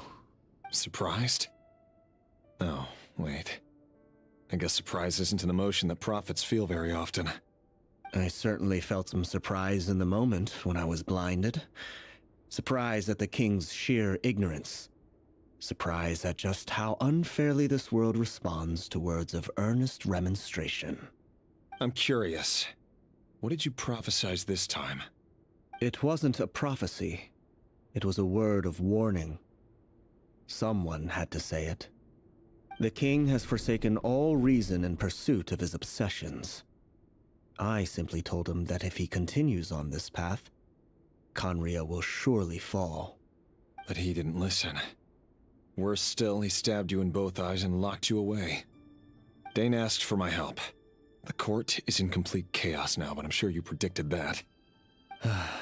Everything is transpiring as I foresaw, yet I am powerless to change it. Fate is an immutable force. I can but lament as the inevitable unfolds. I do wonder whether giving a man the power to see the future does nothing more for him than slowly crush his spirit. Forgive my curtness, Vediflnir, but the king did not suddenly turn on you today. His suspicions have been brewing for a long time. You can't have wisdom beyond the reach of your fellow man without attracting his fear and suspicion. There are things the king does not want to see. So, he doesn't want you having visions of them either. He blinded you because he thought this would make the visions stop. He wasn't entirely wrong. I did indeed lose my power to see the future. Right up until... Until what? Just now. I believe I saw something new. Well, tonight could go a lot of different ways. 5 of us banded together to storm the palace, also we could rescue you. This will go down as the most tumultuous day in Conrian history. I sense hatred in you. But also hope. A desperate hope that with the tyrant deposed, that will be the end of the story. But this is not the end. It is the beginning of a new chapter, in a whole new story.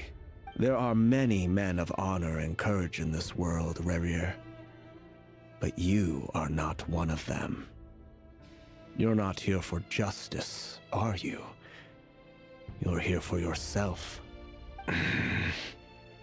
Is that a dagger? Interesting. Why not the polearm? It was always your weapon of choice. With your abilities, I don't doubt that you were able to recover some of your sight. But I also doubt that you want to make an enemy of me right now. Of course not. We're on the same side, aren't we? We could be. But I need you to be honest with me, Vedafilnir. At this point, you're my only hope for the future. You mean your future? With your beloved, Thelindis? Yes. And I know there are bigger things at stake here. A dynasty, a nation, maybe the entire world. But forgive me, I care first and foremost about myself. I can't abandon the one I love to save myself. I just can't do it. But you see a broader picture of the future than I. You see the solutions to the biggest problems of our age. So tell me, what is my solution? What's the answer? In matters of fate, answers are either right or wrong. What will be, and what will not. Maybe you are willing to pay a certain price in the pursuit of happiness, but unfortunately, fate does not negotiate. That is the cruelest thing about fate. It is unmoved by your sacrifices. That can't be true. I know it's your voice that I keep hearing in my head, urging me to see how the world is changing, to seek more power, so I can protect the things I love. You show me disaster, but you won't show me how to avoid it? Why? Why are you doing all this? My voice. In your head.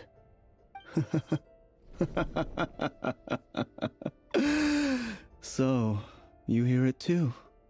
The voice that steals your mind, gains your trust, and drives you crazy.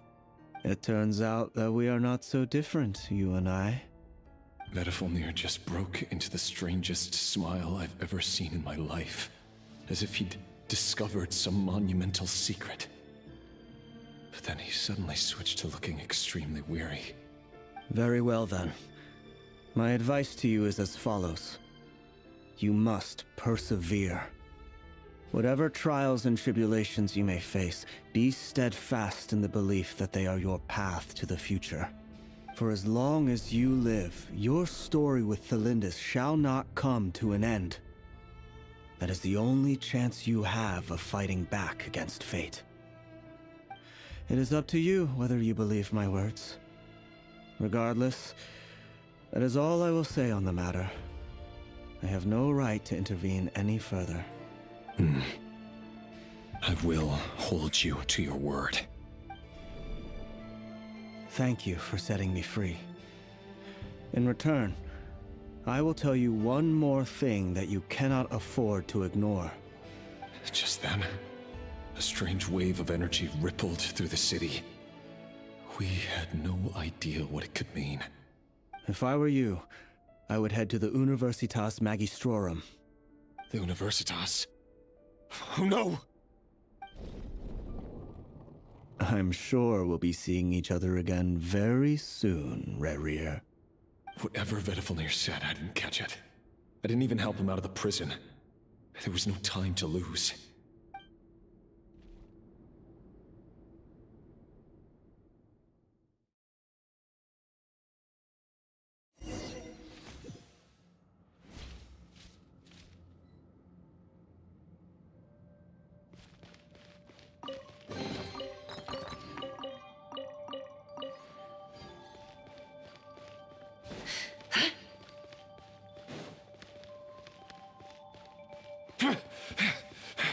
Monsters?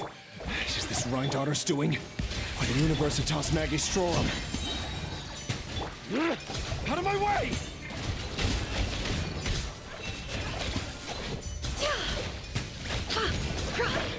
Time to come clean. The Universitas. That reminds me of a rumor I once heard. Allegedly, the king installed secret mechanisms in the palace and around the city. No one knows where they are or what kind of power they hold. But if they were ever gonna activate, it would probably be on a night like tonight. Help! Help! Hold on! Don't let them anywhere near you! Save me! I can't! Ah! That sounded like an explosion. So, the rumor is true? The king really went through with it. What other means does the king have at his disposal? They must run on power from the Abyss. And given it's a major center of Abyss research, anyone over at the Universitas will be in grave danger. I have to hurry!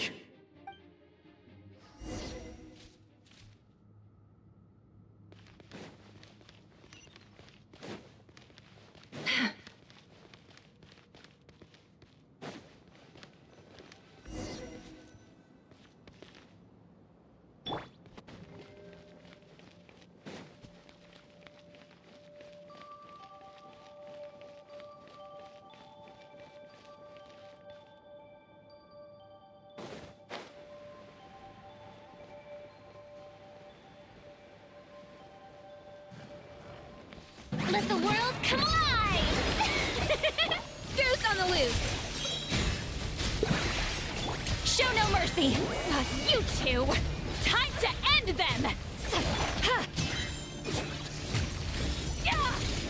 Power.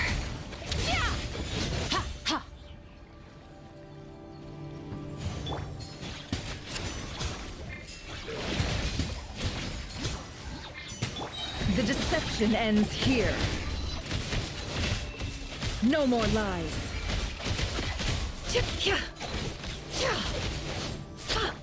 Yoo-hoo! Let my name echo in song! A burst of flavor! A dash of frosting! Suffer the wrath of each! Mine to wield.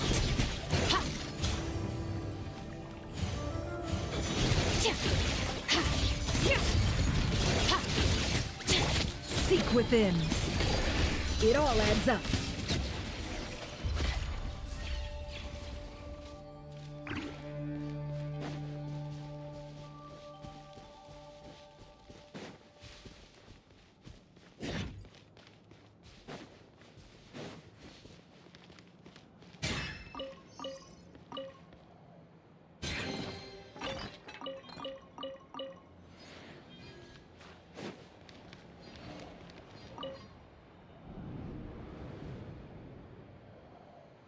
Monsters! At the Universitas Magistrorum? Why now? Oh no! They're coming! It's no use. The table won't hold out much longer. The weapons. Where are the weapons? Of course. All the lab equipment was upgraded after the inspection last week, but the new weapons haven't been allocated yet. I'm done for. Is anyone there? I need help! Ah! Stay back! Please stay back! Please!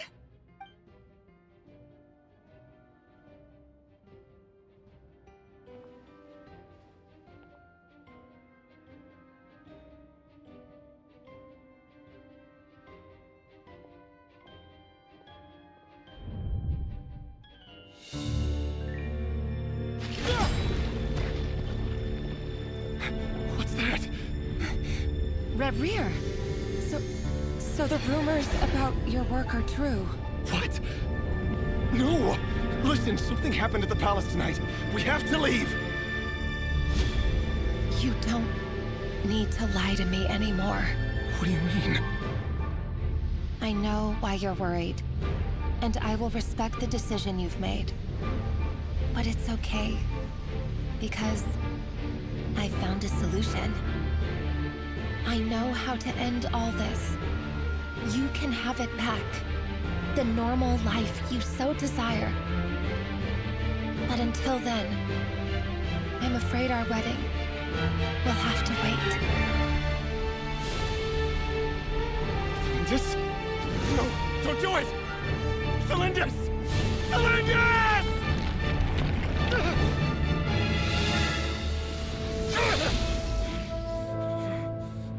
I told you, Rerier. Let her go. You will find someone better. No! No, I won't do it! I have to save her! By what means exactly? A lowly pawn. You lack the power and the strength of will.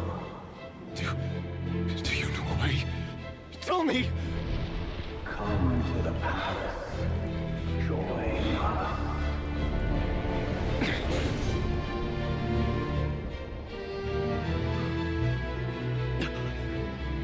Rarier, thank goodness we...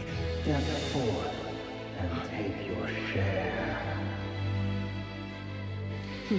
You made it. Not you too.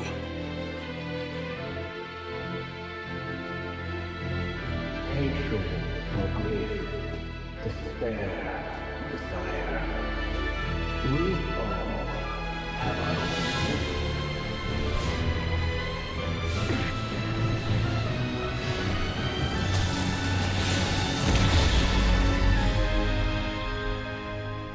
Rarier. Rarier. Cylindus? Were you daydreaming?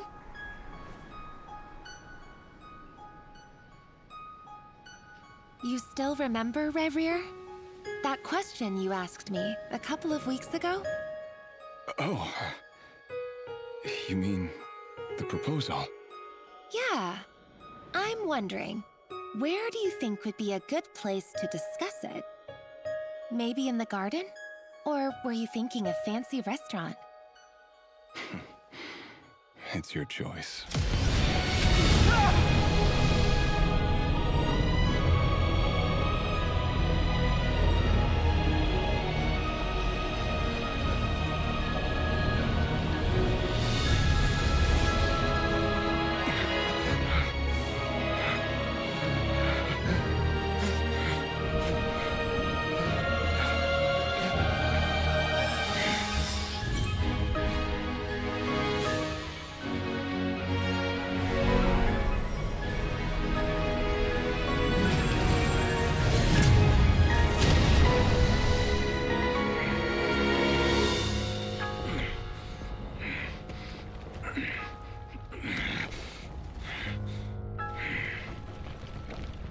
I will find you. And then...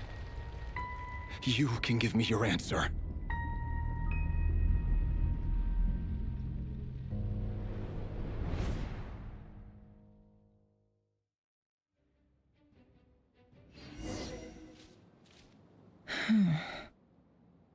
So that's how the Raker of Solnari was born. A monster created by circumstance is a monster all the same. Viewing other people's thoughts for too long can get uncomfortable. Right now, I'm feeling a strong sense of loathing.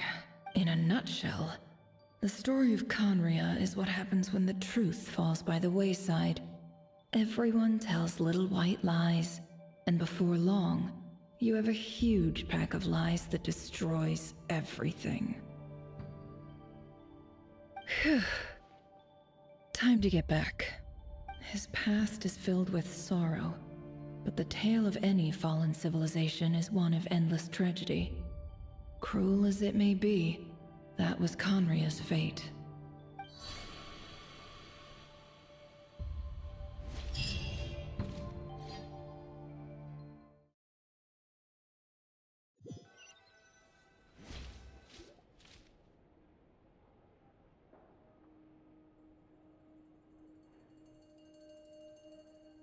Everyone, I'm back. Can I get a standing ovation? Nefer! How are you holding up? Feeling okay? She's fine. fine. Boss is a pro. Yes, I'm fine. You will have seen the events of Rarir's life through my thoughts. It's now clear that he is just a regular nobody, driven by personal tragedy, as he said himself. I mostly agree. There's only so much we can know about him from his memories alone, but they did give us a clear glimpse into his life in Conria. However, I would not consider Rarir to be a nobody. He was deeply involved in the events of that era. Yet, when the catastrophe of a generation strikes, nobody is safe. Sounds to me like you're speaking in riddles again. Is this you urging me not to abandon the people of Nodcry in their hour of need? That's not what I meant. Although I do hope you choose to remain a part of the plan. Without you, the mission ahead will be all but impossible. Then try to remember that I respond better to the carrot than the stick. And I don't appreciate being bossed around. Now, as for you, Missy, you were excellent. You stuck to the rules of the ceremony and kept your mouth shut the entire time. Bravo. Cool. So, can you fill me in on the deets now? Most of what I saw went right over my head. Patience. You'll hear the whole story, don't you worry. But let's meet up with the others first. It will save me narrating it twice. Yehoda? Yes, boss! Let me get that door for ya. That's more like it. For a moment there, I was worried you'd forgotten about the first clause of your employment contract. Forgive my curiosity, but what does the first clause say? It says I gotta do the annoying stuff that boss is too lazy to do for herself. Like opening the door, pouring the tea, yada yada. Is that right? If something is in the contract, it's because she willingly agreed to it. Rest assured that the Curatorium abides by the very strictest of labor policies. You don't seriously think I'm cruel enough to treat her like my slave? In any case, I've hardly shied away from my share of the work today. Hope I don't catch Flins and Varka lounging about in their chairs, enjoying a leisurely cup of tea. There's nothing I dislike more than other people enjoying themselves while I'm hard at work.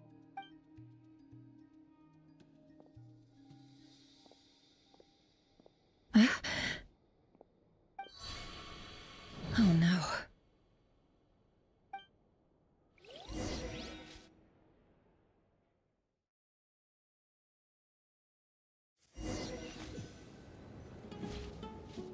Sorry to disturb you, but we seem to have run into some trouble. Evidently so. Don't worry, I'm not about to leave you to fend for yourselves. I'm not that kind of boss. And it would go against the Curatorium's labor policy. I'm sorry? What did you hear me say? I wasn't talking about labor policy. Wait. How long have I been standing here? Not long. You just appeared by the door a moment ago.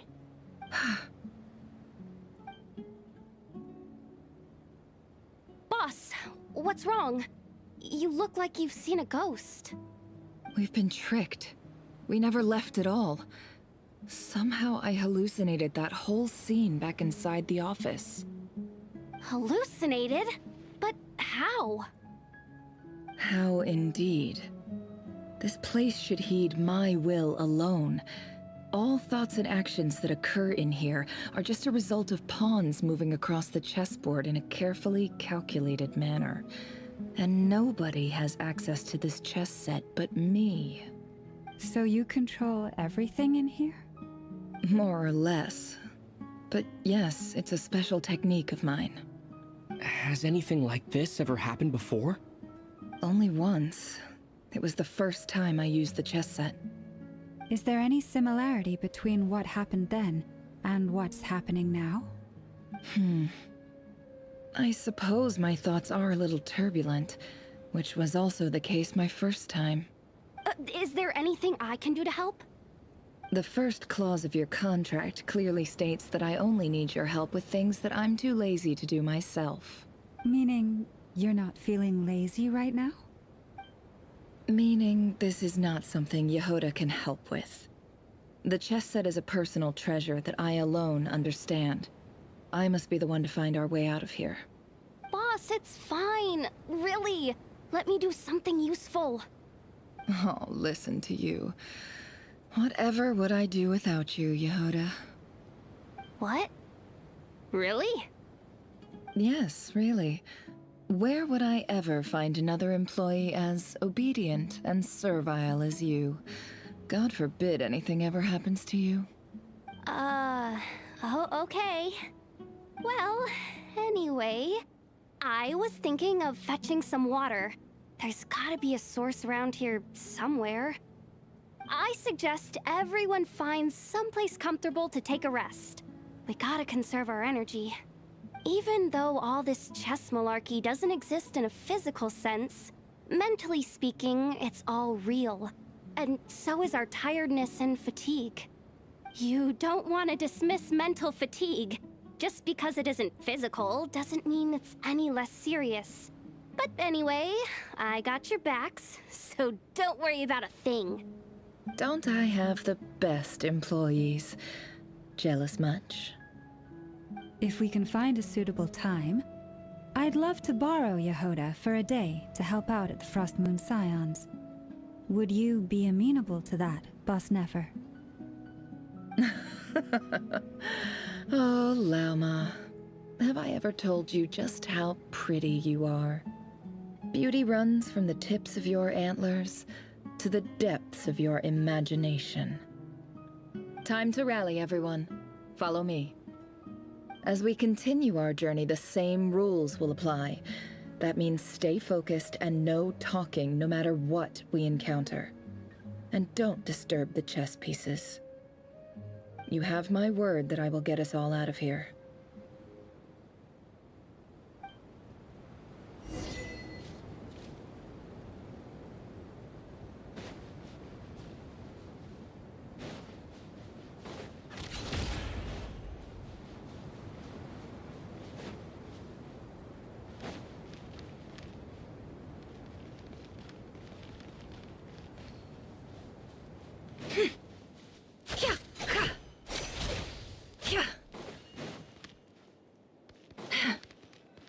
This place looks familiar. That's not a good sign. There's someone up ahead. Time for a little chat.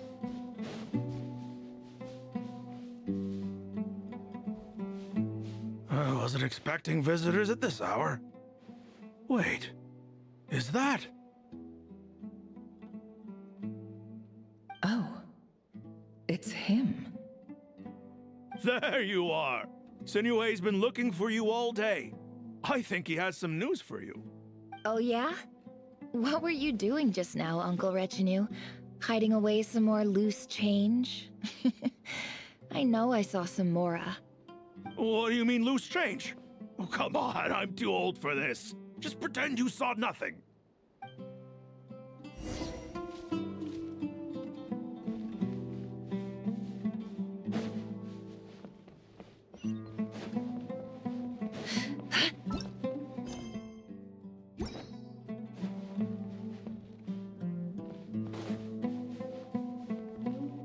Hey, kid.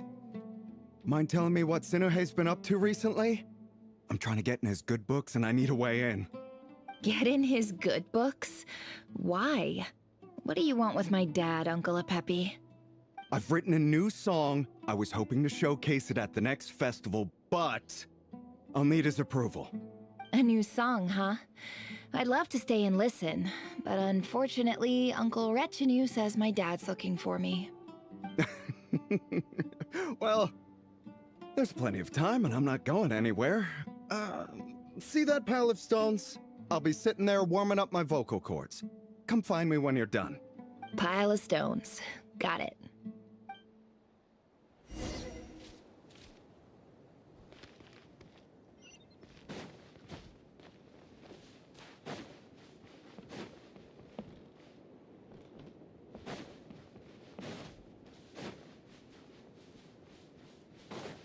Can't hide the truth.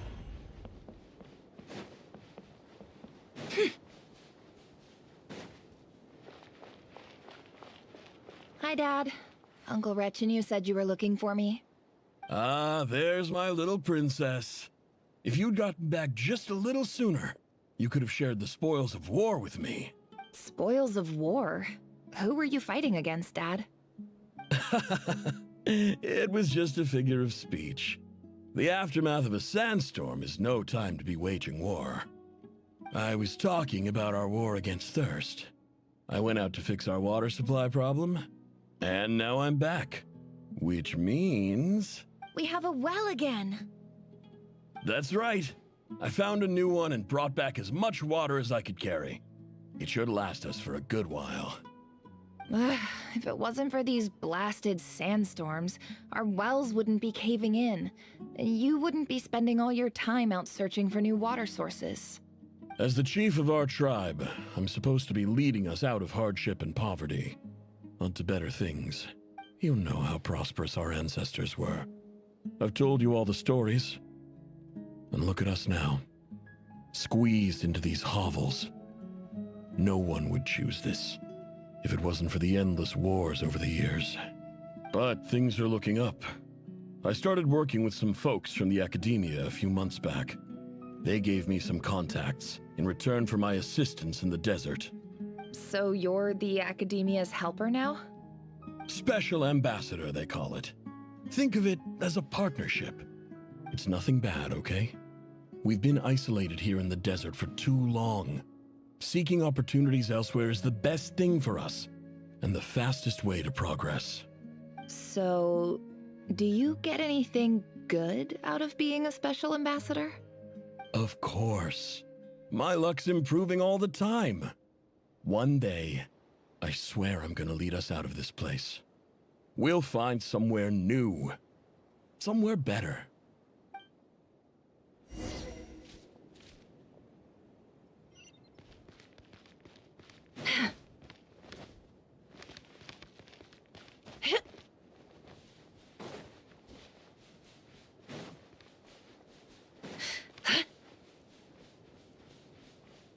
No more lies.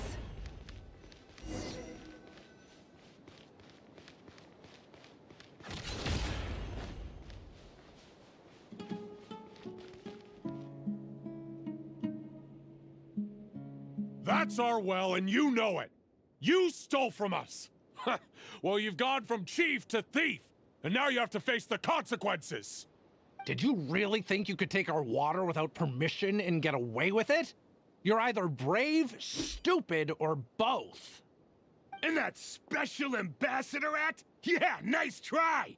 We spoke to the academia. They said it was all news to them. You're a liar and a cheat!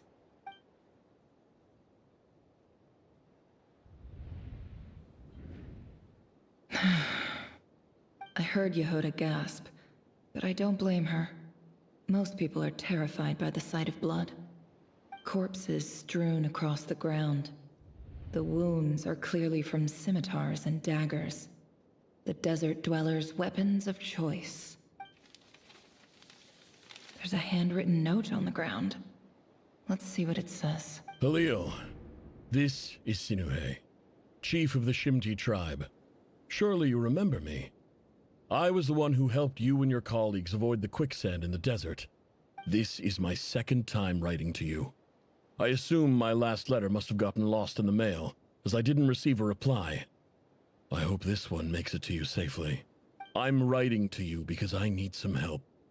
That sandstorm the other day completely blocked up our well, forcing me to look for another water source in Iab and Unut territory. It was a matter of survival. Praise the gods. The well of the Iab tribe was intact. It was my last resort. I drew what water I could and left, but not without being spotted. I fear they will retaliate. You told me to write to you if I ever needed help. You said you'd be my ally in the academia. I urgently need you to formally recognize my title of Special Ambassador and send some of your people to assist me for a few days. It's the only way I can convince them that this was the academia's decision and prevent them from retaliating. This is an emergency. Please send help as soon as possible. Looks like this letter never got sent. The writer died a grisly death, and the letter was trampled into the ground. It's badly defaced. Some parts are barely legible. What a ridiculous lie the surviving Shimti tell. Their whole village was butchered over a sip of water.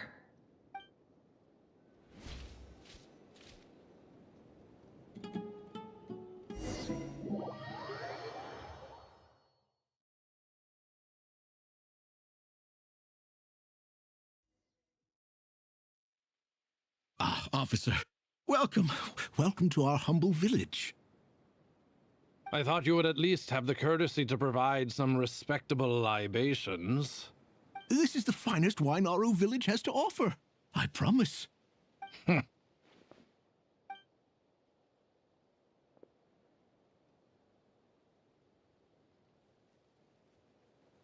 The Academia has agreed to reserve a single space for a candidate from your village. But I remain skeptical of this entire endeavor. I highly doubt anyone in this desert possesses serious academic potential. Please, have faith. If not in us, then in our God. The child we found shows great promise. I beg you, take her away from this place. Give her a chance. Don't let her talent go to waste. I don't recognize her. New arrival? She showed up here a few days ago, and we took her in. She's a really bright kid. Please help. I'm begging you. So, where are you from? Nowhere special. Just a sand dune. What about the rest of your family? How many of you are there? Just the one. It's only you? Correct. So, no brothers, no sisters, no mother or father? Any who have slept on a bed of sand, I call my brothers and my sisters. Apart from that, I have no family. All right. Get over here. Sign your name on the form.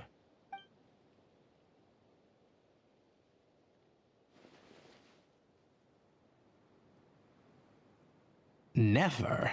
You're rather fair-skinned for a desert dweller.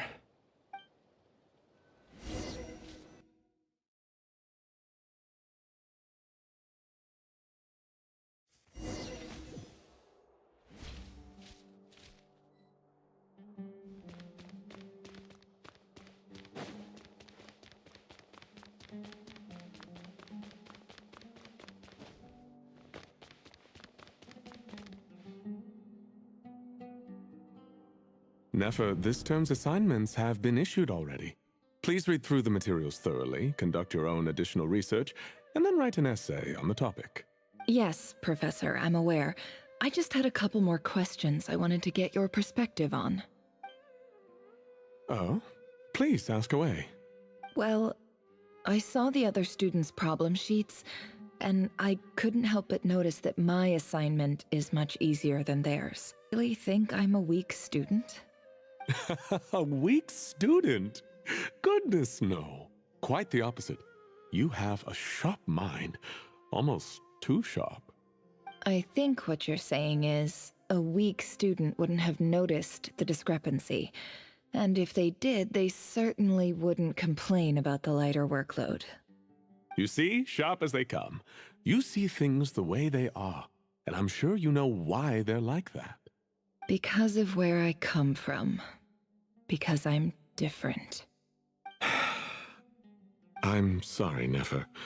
I don't like it any more than you do. It's just... Anyway, you said you had a couple of questions? What's the other one? I wanted to check. If someone sent me a letter to the Academia, where do I go to collect it? Ah, your family wrote to you. Well, as long as they put your name on the envelope, someone should hand it right to you. Not exactly. It's not even a recent letter. I was just curious where the mail would end up if no one collects it. The House of Dana, I expect. I know there's a box for unclaimed mail somewhere in there, probably sitting on a shelf. Whatever you're looking for, that'd be the place to start. Okay, got it. Thank you, Professor. Oh, don't mention it. Honestly, I feel like I failed you. I'm supposed to be your teacher, but I haven't taught you anything. Hey, don't say that. You're a great teacher, and you do your best for all your students. But the rules are the rules. You're not allowed to teach students like me. It's not just the academia either. The whole world bends over backwards for the successful, and leaves the losers to suffer and die. Oh, my dear child. Don't tell me you've given up on life already. I haven't. I just think that if you want to make it in this world, you have to find a way to become successful.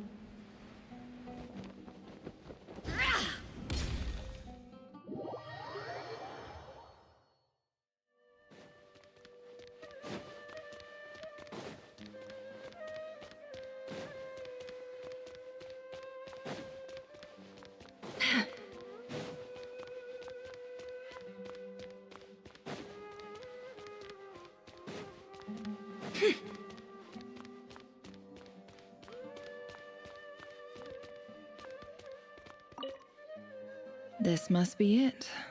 A big cardboard box full of unclaimed mail.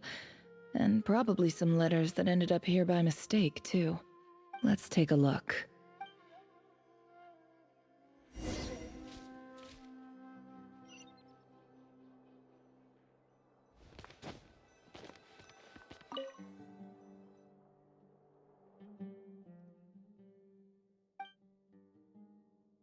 A dilapidation survey from Port Ormos. Looks like it's from a Core of 30 representative. What a strange thought. A bunch of mercs losing sleep over rundown buildings. This one was never even opened. I guess the recipient didn't care what the Core of 30 had to say about anything. Who was it addressed to? I don't recognize the name, but it must have been a Kasharawar professor. This one is addressed to the Immorta Sage. The title is Changes Observed in Satyavada Life Symptoms. Why do all these letters read like full-blown dissertations? Guided by the incense, we became lost somewhere in the forest. All the barriers between levels of consciousness disappeared as our minds soared around in circles, looking for a branch to seek refuge on. In clinical terms, these symptoms fit the description of incense poisoning. The Immorta Darshan strictly prohibits the use of hallucinogenic substances, but I believe there are still people getting away with it. For example, my neighbor who always breaks out into song and dance after using incense. This seems like something the academia would want to know about. Why wasn't it collected? Wait, what's this written on the back? It's so small. The note says, "The sender authored this letter while under the influence of mushrooms. I would send it back, but no return address was provided. Stamped by the Grand Conservator of the House of Dana."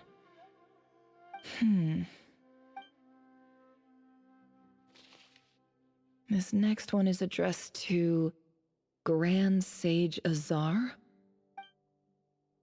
A few words of protest regarding recent changes in Sumeru's educational policy. In recent years, the academia has taken on a small number of students from the desert region, as per the policy to this effect. However, it appears to me that these students have not, in fact, been provided with educational opportunities that are, in any meaningful sense, equal to those enjoyed by their peers, as well as receiving dumbed-down assignments and perfunctory tutoring. They do not even have full access to the Akasha system. Education is the fundamental purpose of this institution, which should go without saying in a nation whose founding virtues are knowledge and wisdom. I ask you, is the lip service we pay to the policy of education for desert students truly the standard of pedagogy to which the academia aspires? As Grand Sage, policy decisions are your prerogative, but do not forget your roots. You and I were once students too, as was everyone else in this institution. I do hope you will give some serious attention to this matter. I encourage you to discuss issues like this with myself and others, and listen to some alternative opinions. Great letter. Shame it didn't get to where it needed to go. And the sender is... Huh? Sage Cyrus of Spontamod.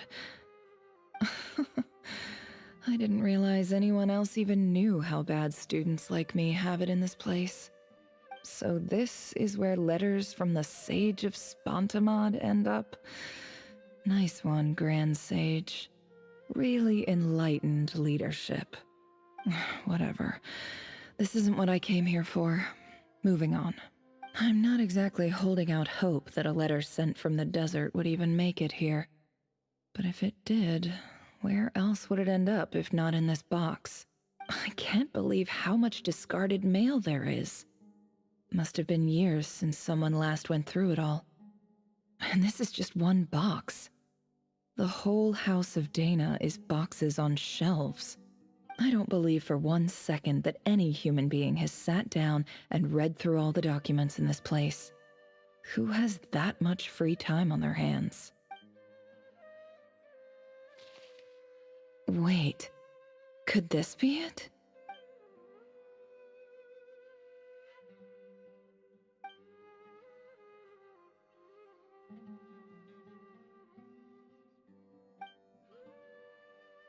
Greetings, Halil. My name is Sinuhe, chief of the Shimti tribe. I was the one who came to you and your colleague's aid when you ran into trouble in the Great Red Sand. I don't know how well you remember it now, but I brought you to safety and gave you some water and other supplies. You seemed very pleased and told me your name. In my tribe, learning a person's true name is serious business. And I therefore see you all as friends. You were kind enough to leave your contact details, so we could stay in touch. The Shimti tribe lives a harsh, nomadic existence in the desert. You were sympathetic towards my plight, promising to make me a special ambassador of the academia and help us find a way to make a better living. This brings me to my reason for writing. Our tribe has fallen on particularly hard times, and I would like to ask for your assistance. There was a terrible sandstorm a few days ago, which blocked up the well in our land. To ensure my people's survival, I had no choice but to venture into Eob and Unut territory in search of an alternate water source. The Eob and Unut are descended from the Thamudians, while we trace our ancestry to Tulatala. We worship the Lord of Flowers and have had relatively good relations with our fellow tribes, up until now. I found a well belonging to the Eob tribe. They declined to help us, but I really had no other option. So I took some water to keep me and my tribe alive. My actions are certain to incur their wrath. When we met, you assured me that you would be my ally in the academia. I would like to take you up on that offer, because I really need your help. I wonder if you could send an academia representative to meet with me. That aside, the last time you were here, You mentioned that the academia had started accepting students from the desert, and I told you a little about my daughter, Nefer. We have next to no resources here in the desert, and my power and influence are limited. Would you consider enrolling my daughter at the academia? She is a smart girl. I know she won't disappoint you. From the outset, the academia never took you seriously. Those things they promised were just empty words. I doubt they even remember the name Sinuhe. And you were so emphatic that your luck had finally changed for the better. You swore you'd lead us to a better place one day. You spoke with such conviction, like you were the most powerful chief in the whole desert. You liar. You lied about everything. You promised the world and delivered on none of it. And who fell for it? Just me, by the looks of it. Despite your best efforts. Which makes you a pathetic liar. You weren't even any good at it. I think I'll take over from here. Let me show you how it's done.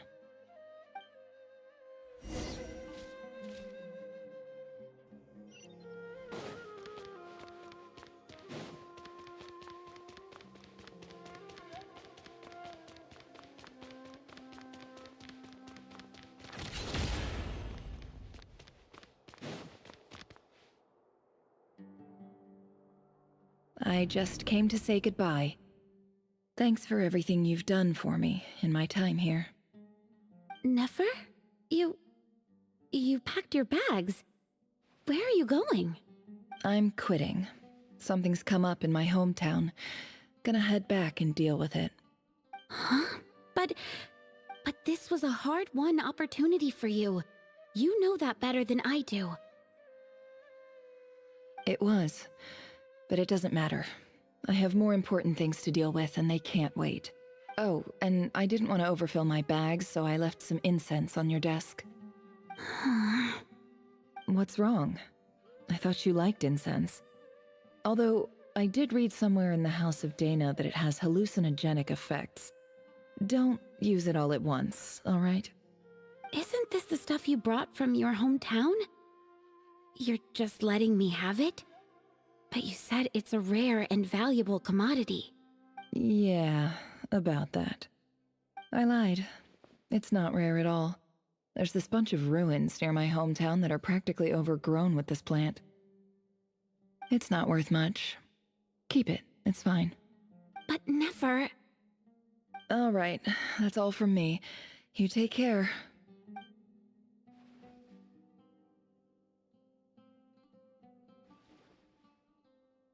Don't forget me, okay? I mean, we're more than just classmates, right? We're friends. Yeah, I'll remember you. I lied again. That incense is worth a fortune, and it's a rare find even in those ruins. And as for remembering her, I have far too much to do when I get back. No time to reminisce.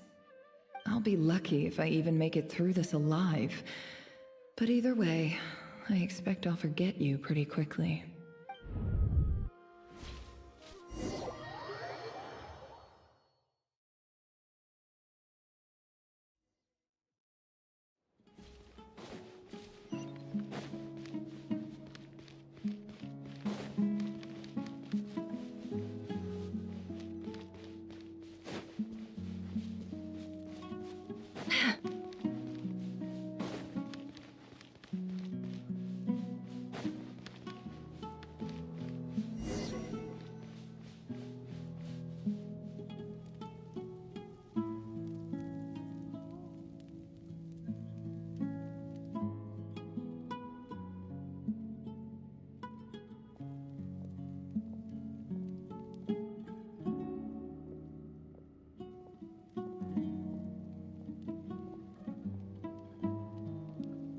It's a pleasure to meet you, Mr. Arif.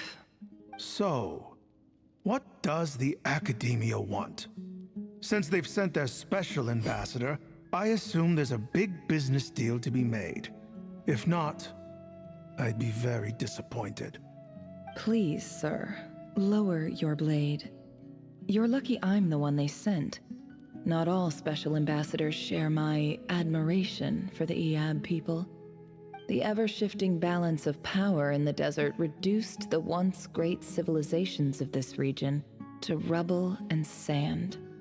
But the story of the Eab has a very different trajectory. Others grew weak, but you grew strong, beginning in obscurity and moving to prosperity. You're the only ones who defied the trend. Huh. So, you do know who you're dealing with? This well is the perfect symbol of your strength, is it not? It used to belong to the Unut, but it looks like you have control over it now. You're not wrong. But I'm sure you didn't come all this way just to flatter us. Of course not. I came to bring you some very good news. Some information that recently came to light, which might just be your ticket to freedom. Records uncovered by the Vahumana Darshan show that a certain well currently under Eab control is built on top of some ancient ruins. These ruins are of great archaeological interest to the Academia. I checked the map carefully on my way over here, and I'm confident that this is the well in question. The Academia is offering 50 million mora in return for excavation rights. 50 million? No, wait. If these ruins are as important as you say, 50 million's a little low, don't you think? Don't get greedy, Eab. We know far more than you think. We know that you seized this well by force. Wasn't that the first step in your rise to power? To drive away the Unut and steal their water supply? So what if it was?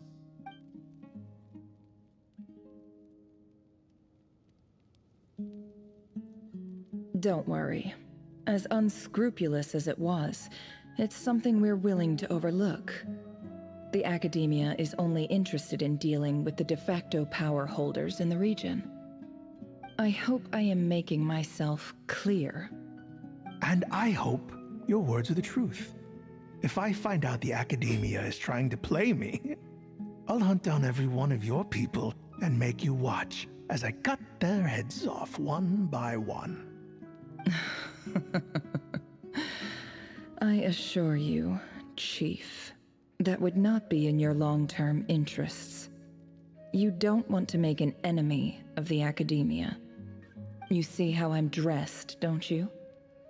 I appreciate that you've never been to the rainforest, but surely even you recognize an ambassador's attire when you see it.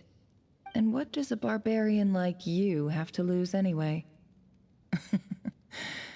You really think the Sumeru Academia would bother to come all this way just to lie to you? We have more important things to worry about. All right, I take your point. The Academia is the highest authority in the land. I'm sure you're trustworthy people. In that case, we have a deal. We will sell you the excavation rights. I'd like to thank you, Ambassador. This is good news indeed. Excellent news. In fact, it calls for a celebration. Would you do us the honor of staying a while and enjoying some Eab hospitality? Gladly. I am partial to wine myself, and I trust you are as well. So let's indulge in a few drinks together, in celebration of this momentous occasion.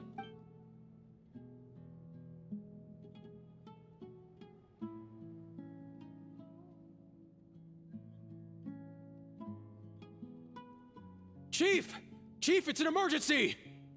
It's the Unut. They've taken the well. What? Well, don't just stand there. Take it back. Yes, Chief.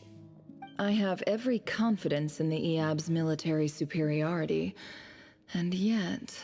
What is it? The Unut's response was alarmingly fast. The day after we reach a deal, they seize the well. This can't be a coincidence. Perhaps there is a traitor in your midst. I don't think so. I am obliged to remind you, Chief, that the Academia will only deal with the de facto power holders. If you cannot regain control over the well, I'm afraid you won't see a single mora of that 50 million. No! Please, Ambassador, just give me some time. I swear the Unut will not get away with this. That well is ours, and so is the mora. Glad to hear it. I will wait here for an update. If there is a traitor, I will find them. In the meantime, make yourself at home. I'll report back as soon as I have an update. Much obliged. Wow. All it took was a few words and I've got him wrapped around my finger. What an amazing feeling. So, in summary, Ambassador, the Academia would rather negotiate with our tribe instead of the Eab, yes? The Eab are ruthless murderers who don't listen to reason. And now they have the gall to interfere in our research projects in the desert region. So let me ask you, Chief. If you were the Academia, what would you do? Kill them all, of course. Precisely. The Academia does not tolerate those who stand in our way. The Eab have held back our academic pursuits for too long, and our patience is wearing thin. At the same time, there is simply no way that the Academia can be seen to be intervening in desert affairs. I'm sure you understand where I'm coming from. We have our own rules out here. If the rainforest dwellers raised arms against a desert tribe, you'd start a bloody war. Right. We can't confront them ourselves, but we can support their enemies. The Unut have always had strained relations with the Eab, which makes you our natural allies.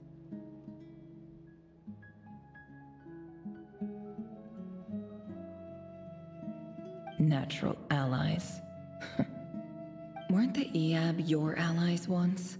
You were quick to send them after us to protect your interests back when we stole that water. Let me be clear. The Academia wishes to collaborate with the legally recognized rulers of the desert in this matter. We are asking for excavation rights to that well, and our offer is 50 million mora. Say no more. I believe we have an understanding.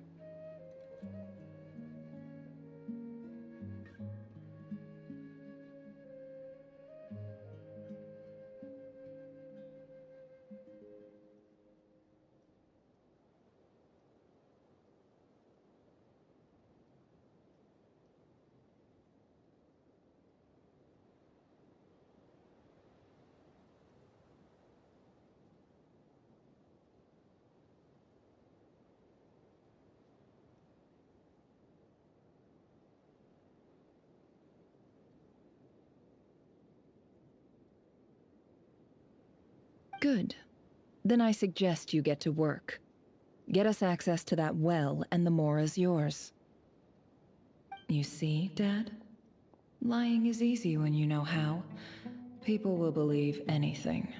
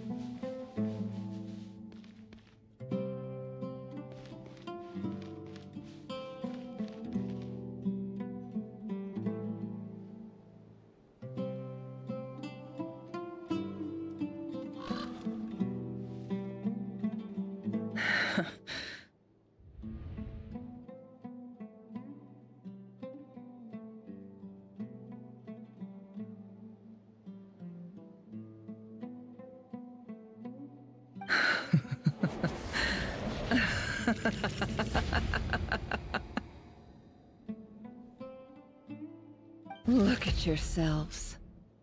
You may be vile, savage monsters, But your butchered bodies bleed like any others. You're no different. You're nothing special at all.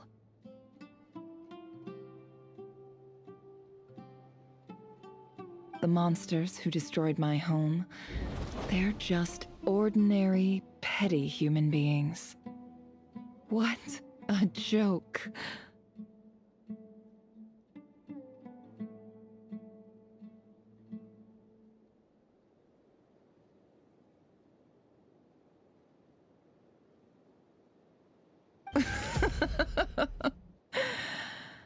I think we're even now.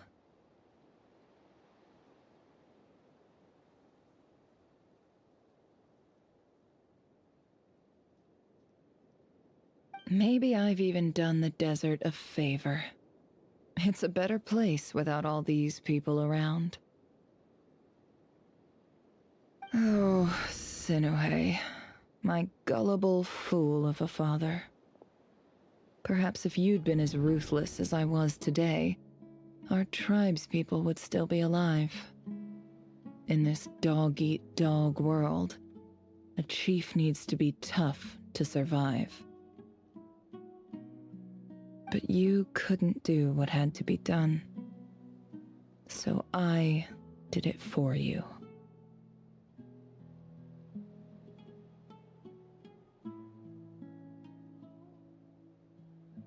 Nefer, it's okay. All of this is in the past now.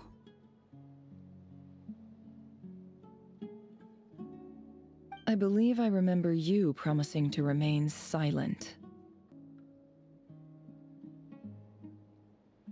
Yeah, but even so...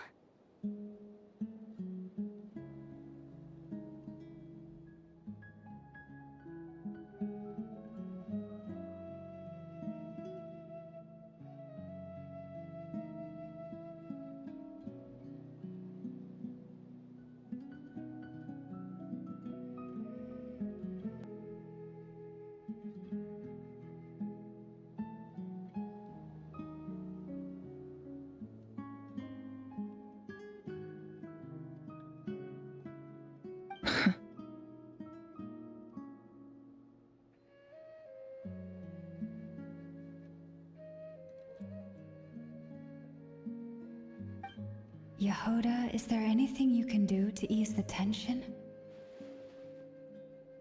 Alright, time for a sharp turn onto a completely different topic. So, anyway, that's enough of that. When are we getting out of this place? Feels like we've been walking forever. I'm getting pretty tired. Oh, Lauma, you tired? Yes. If we can find somewhere to sit down, I could certainly do with a rest. It's not far now. There should be a temple just up ahead. Yes. Really? A temple? That's where this story ends? I guess that's how things go in the desert. Desert dwellers can never escape their destiny. Or so everyone says. I never wanted to believe it, but looking back now, I'm as desert as they come. You mentioned a temple. What's waiting for us there? My biggest trade secret of all. Ah. Then I'm guessing it's where you got your power from. The power to peer into other people's minds. I didn't know you were clued up on any other religions. I'm no expert in the history of Sumeru, but since you come from the desert, I would imagine it has something to do with King Deshret. Sounds impressive. Ah, I know who you mean. General Mahamatra Sino. The spirit of Hermanubis dwells within him. That's enough for ya. She knows everything. Hardly a figure of obscurity. But I know about Sethos, too. What about him? Is he a big deal or something? Well...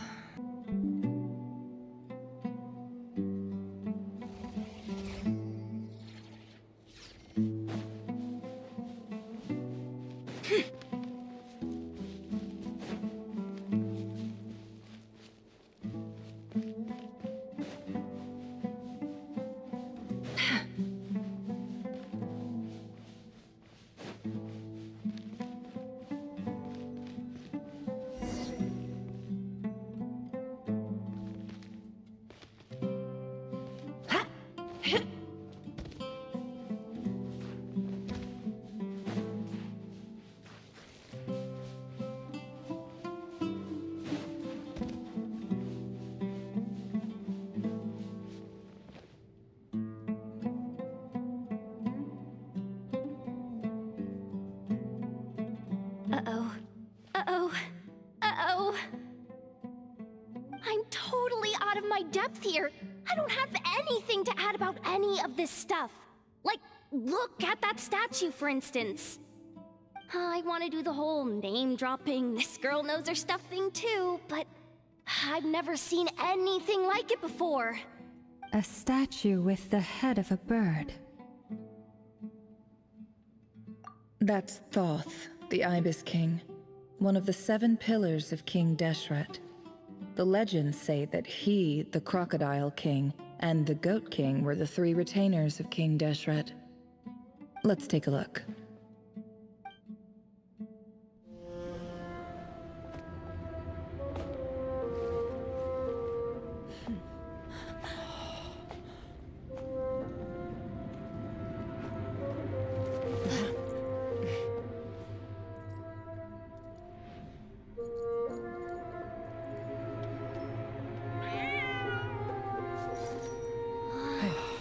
It's just Ashru. So, all is well?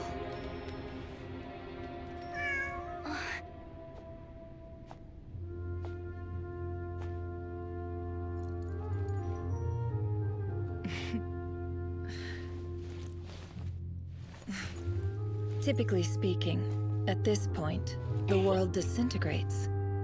Then we find ourselves back in the outside world. Besides, these are my memories. There's nothing to fear. You're sure? Of course. It's almost over.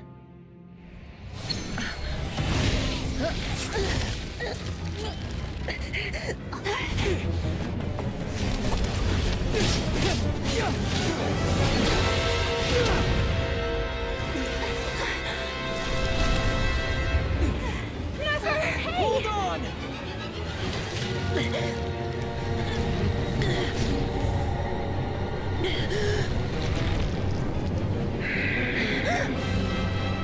Knowing too much is always a death sentence.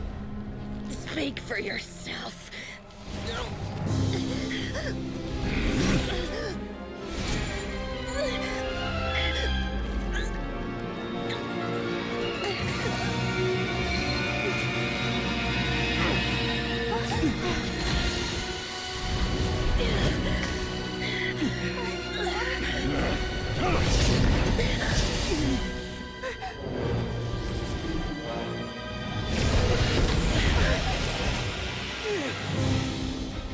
How repulsive.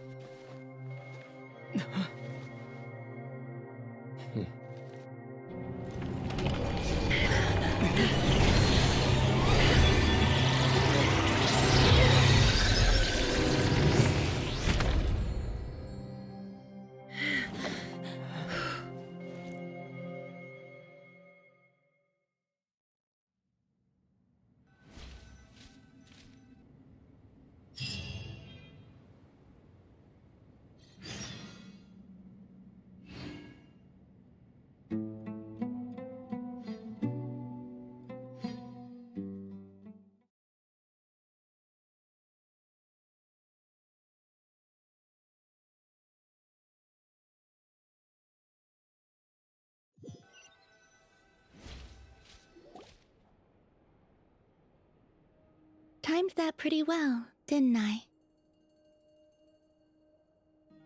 It's okay. I'm just glad no one was hurt. Paimon noticed you doing something too, Dainsleif. Were you helping get them out? Of course. When I asked Nefer to conduct this investigation, I was not naive to the dangers involved. I had a duty to ensure your safety. Good to know your sense of justice is still intact after all these years. I take that to mean that you saw the truth. That comes as a great relief. I certainly did. And thanks to your help, I also managed to trap Rerir inside the chess set. Whoa, really? How'd you manage that? Well, To be honest, I sensed that something was wrong long before we made it to the temple. By using this fragment to probe into Rerir's past, well, the monster formerly known as Rerir, it seems I alerted him. I was tracking him, then he caught on and started tracking me too. Can't say I'm surprised. But how did he track you through your thoughts alone? That shouldn't be possible. Rerir was a secret agent who reported directly to the Vinster King. He is an expert at finding a trail and hunting down his pursuers. No wonder. He infiltrated the chess set, read my thoughts, and built a new virtual chess set inside of it. That's why we weren't able to leave at first. Speaking of your chess set, it's quite a remarkable item. Would I be right in thinking you have some connection to King Deshret? You overestimate me. I only have a connection with one of his underlings, the Ibis King. You all saw how this came to be. A long time ago, the Iab massacred my tribe, the Shimti, in our home village. A few years later, I enrolled in the academia, where some new information came to light. The Unut and the Iab fought a bitter battle over the rights to a well, all for the sake of a non-existent 50 million mora. The Iab ultimately won that confrontation, but their victory came at the cost of almost every warrior in the tribe. The final blow to the Iab came at the victory feast, when an Unut assassin beheaded their chief right before my eyes. The remaining Iab fled and have been scattered to the winds ever since. Having gotten my revenge, I returned to my hometown, where to my surprise, the nearby temple was still standing. There it was, seemingly immune to the relentless hostility of the desert, while my tribal home lay in ruins. As I stood there gazing at the temple, I noticed a cat just outside. This cat, as it turned out, was home to the spirit of the Ibis King. He led me to a gate deep inside the temple, and there he made a deal with me. This chess set is my gift from the Ibis King. The chessboard within is made to the same specifications as the one in the mausoleum of King Deshret, and represents his power of piercing analysis. With this chessboard in its container, I gained a certain ability to perceive hidden secrets. Now, you could conclude that the Ibis King simply wanted to give the people of this world the power to seek the truth, but I don't believe that's the full story. Every god plays favorites. Their hearts are as fickle as any human's, full of secrets, perversions, egotistical tendencies. But precious few gods are willing to admit this. It is the same with all powerful forces, including fate itself. Their gaze falls preferentially upon a select few. As you rightly point out, this is an act of favoritism. If you're alluding to the Abyss, then yes, I agree. Gather the others. It's time to share everything I've learned.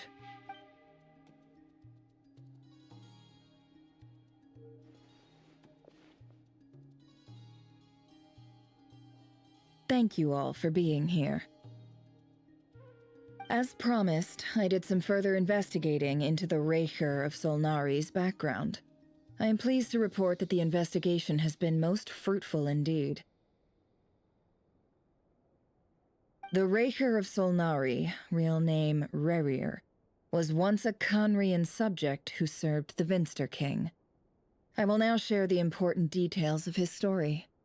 Please save any questions or comments for the end.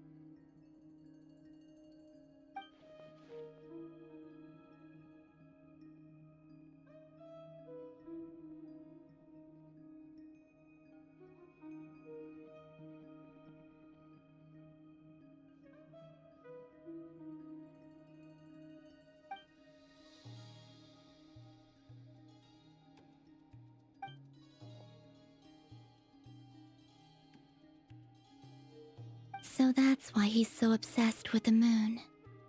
A tragic tale, to be sure. But it does not excuse his many transgressions. No matter how much Rerir suffered in the past, the fact remains that he is what we know today as the Wild Hunt, wreaking havoc upon innocent lives in Notcry. He becomes more dangerous with each passing day. If left unchecked, it is simply a matter of time before all of Tevat suffers the consequences. This is a threat that the Knights of Favonius cannot ignore. A question for Miss Columbina. Forgive me if this is presumptuous, but have you ever seen the spatial gateway that appeared in Rerir's memory? Never. But I have heard stories of something called the Moon Gate, and this seems to fit the description. Miss Lauma, any thoughts on this? In the lore of the Frost Moon Scions, the moon is believed to hold many secrets. Some sources speak of ancient knowledge, others of a gateway to the unknown. The term Moon Gate is one I have heard before, but as is the case with all of our legends, there are no records of any first-hand witnesses. We cannot know whether it truly exists. Then back to Miss Columbina. As a moon goddess yourself, do you have some idea of where the Moon Gate leads to? Not at this stage, sorry. I do hold the power of the Frost Moon, and my strength is recovering well. I can sense that the gate would open at my command, but... But there's more to the power of the Frost Moon than that? Yes. A moon goddess has the right to open the Moon Gate, since it is a path to the moon. But as Nefer mentioned, holding open a spatial gateway takes a huge amount of power. And right now, I need to conserve my energy to fight the Rahier of Solnari. I'm afraid this is one mystery we may have to leave unsolved for now.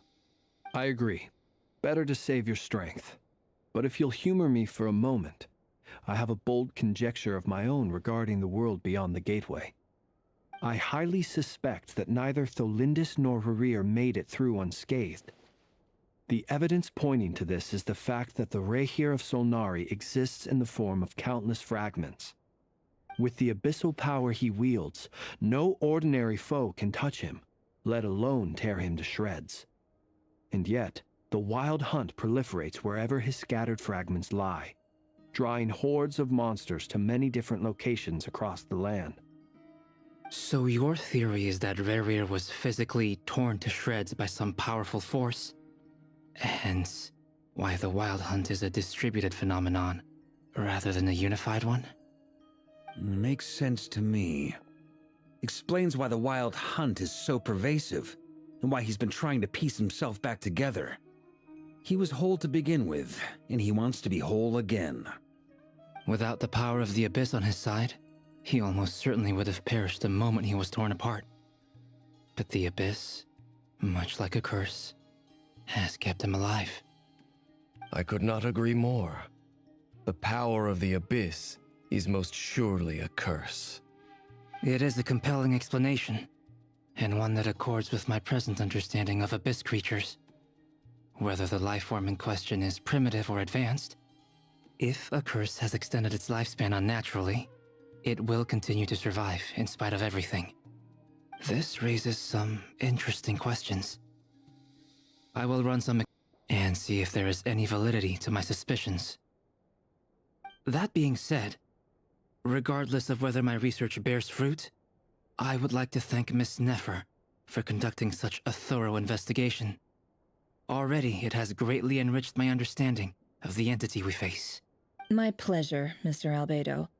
I too hope that the information I have shared today proves useful as we look to formulate the next stage of our plan. Hey! What is it, Dainsleif? You look really upset! It's just... when I think of the man I once knew as Rerir, I struggle to understand why things had to turn out like this. The two of you used to be friends, didn't you? I don't know if these words will bring any comfort, but my heart goes out to you. Mine too. We can never know all the hows and whys of the way things are. The moon and stars are full of untold secrets and lies, and the skies are host to many more mysteries than these alone. Yet, none of that can begin to compare with the complexity of human life. Those are the first comforting words I've heard in a long time. Thank you both. Well, I think this is a good place to end today's meeting. I'm sure Nefer needs some time to recover. She's been through an awful lot today. That's very thoughtful of you, Lauma. Of course. Sounds good to me. Take some time to rest and digest before we reconvene to nail down a plan.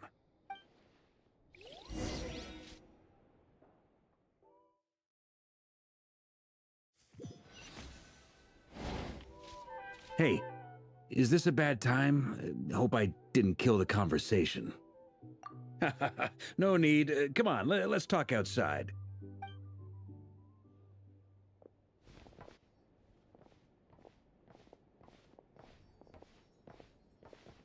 Anyway, Nefer went back to the curatorium to get some rest. But before she left, she shared some things with me that I thought you should be aware of. Firstly, although she managed to trap the Raker of Solnari inside her chess set, there's no guarantee that the power of the Ibis King is any match for one of the 5 sinners. Their powers are beyond our comprehension. It's only a matter of time before he finds a way to break out. We have to come up with a plan and take care of him before that happens.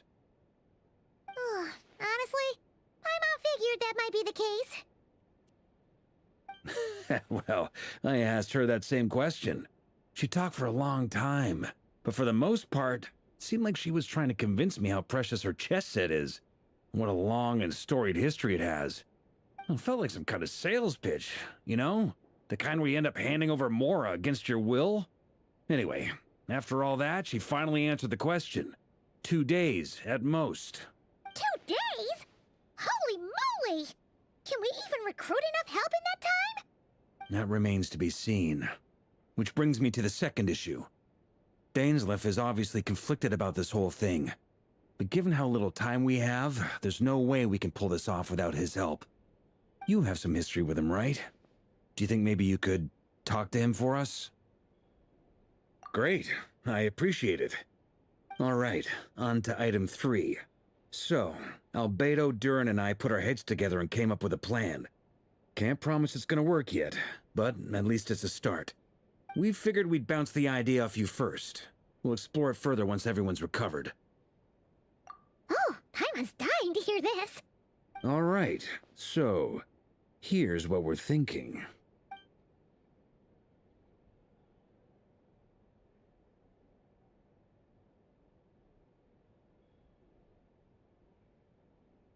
We felt a little uneasy about roping you into this. I mean, firstly, you're not locals, and secondly, none of us are your boss. You're well within your rights to refuse if you so choose. Roping us in? Why would you even say that? We know the stakes here. It's all of us against the Reher of Solnari, or none of us stand a chance. I choose my words very intentionally, I'll have you know. I like to think there's an art to striking a down-to-earth tone even when the stakes are through the roof. Sir Varka, I have a few thoughts about this plan.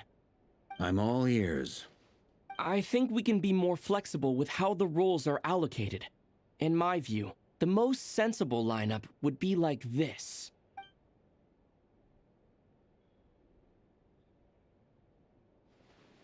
I see your point, yeah.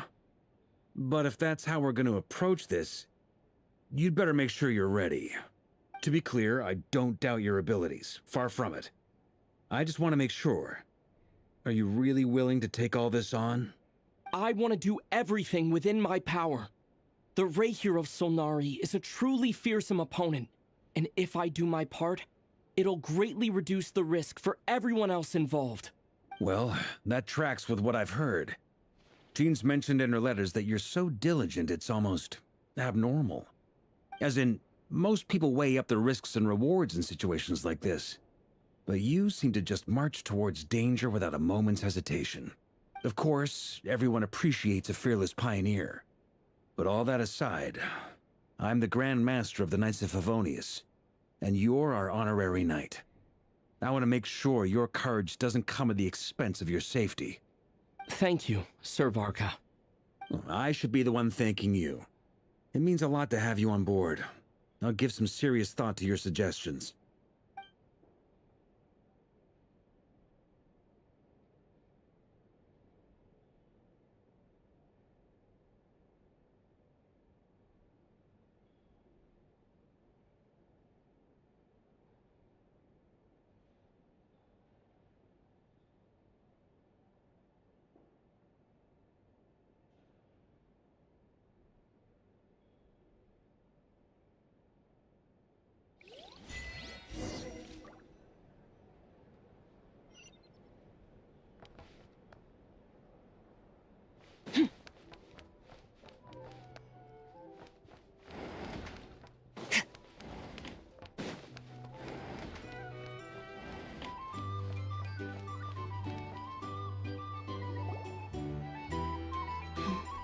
This is a thorough plan, but I do have one last question before we take action.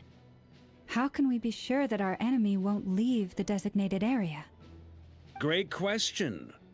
Albedo's been hard at work analyzing Rerir and the Wild Hunt's behavioral patterns. His conclusions are as follows.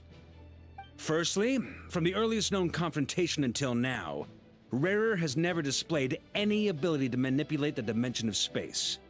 So it's unlikely he has any power in that domain. Secondly, he seems to have a particularly strong vendetta against our group. If we put him in a fight-or-flight situation, he'll choose to fight every time. Thirdly, finally, and most importantly, he is consumed by hatred, both for the moon and for his enemies. Turns out, we tick both of those boxes. We have a reincarnated moon in our ranks, and a spy who accessed his private memories without permission. He'll be baying for blood to escape. As someone who's had their fair share of interactions with the Wild Hunt, those all seem like valid observations to me. Understood. Then I will defer to the verdict of the group. Well, everyone, that's the plan in full detail. Albedo and Durin are carrying out their part as we speak. Plan approved. Scheduling. Okay, any firepower you need, I got you covered. Let's light this baby up.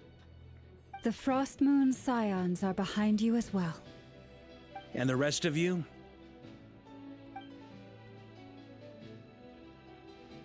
No objections? All right, then it's settled. This is the plan we're going with. Next up, an old tradition of mine. Anyone who wants to back out, now's your chance. Wait, we can still back out of this? Everyone says things they regret, right? I don't want anyone feeling trapped because their mouth said yes before their brain had time to think things through. A very people-first approach. I hear that's common practice in the Knights of Favonius. Heh. Who'd you hear it from? D-Luke? Shh. We don't use people's real names at work. This contact will be known only as Owl, please and thank you. This plan can only work if everyone does their part. Flins and I will absolutely support it. We shall indeed. You'll be glad you accepted our help. Also, you are the last person I expected to see here, Miss Dory. It's not often I get called Dory in a work context. My peers usually call me Lord Sangama Bay. So, the longer your name, the higher your net worth. Is that the idea here? In that case, Mr. Flint's here must be worth a fortune. That's right, I know your full name. It's... The walls are thin here. I'd appreciate you keeping that a secret. Okay, fine. I'm actually only here as a favor for someone else. Do you have any idea how much it would cost to hire me otherwise? Oh, does this mean someone out there actually has the power to boss Dory around? It most certainly does not. We have a long-standing and mutually beneficial business partnership. She's actually the mom of a friend of yours. Said mom supplied me with a great little trinket, but now that lady's ruined everything. If I don't start building a little goodwill now, my whole business in Notcry is gonna go down the drain! Okay. So what exactly is so special about this pendant? It's a lucky charm that a great mage made for me. We have a business relationship, and she was worried that something bad might happen to me. So, she wanted me to have something that can store power to protect myself with. I finally got it all fully charged up with Kuvaki, and then Nefer went and used it all up at once! Never lost so big in my life! You're right. It was all my fault. I didn't mean to drain all the Kuvaki in the pendant, but I'll make it up to you. You will? Well, in that case, how about you give me your chess set, and we call it even? I knew you'd say that. Well, it's yours if you want it. In fact, take it now, and I'll even throw in a free Raker of Solnari. Deal? You're putting me in a difficult position here. It's a very useful thing to have around, but I have a funny feeling it won't be around much longer. I guess we'll see in a couple of days. Looks like bankruptcy for me. Hey, don't be so pessimistic. See this through and you never know. You might find a new business opportunity on the other side.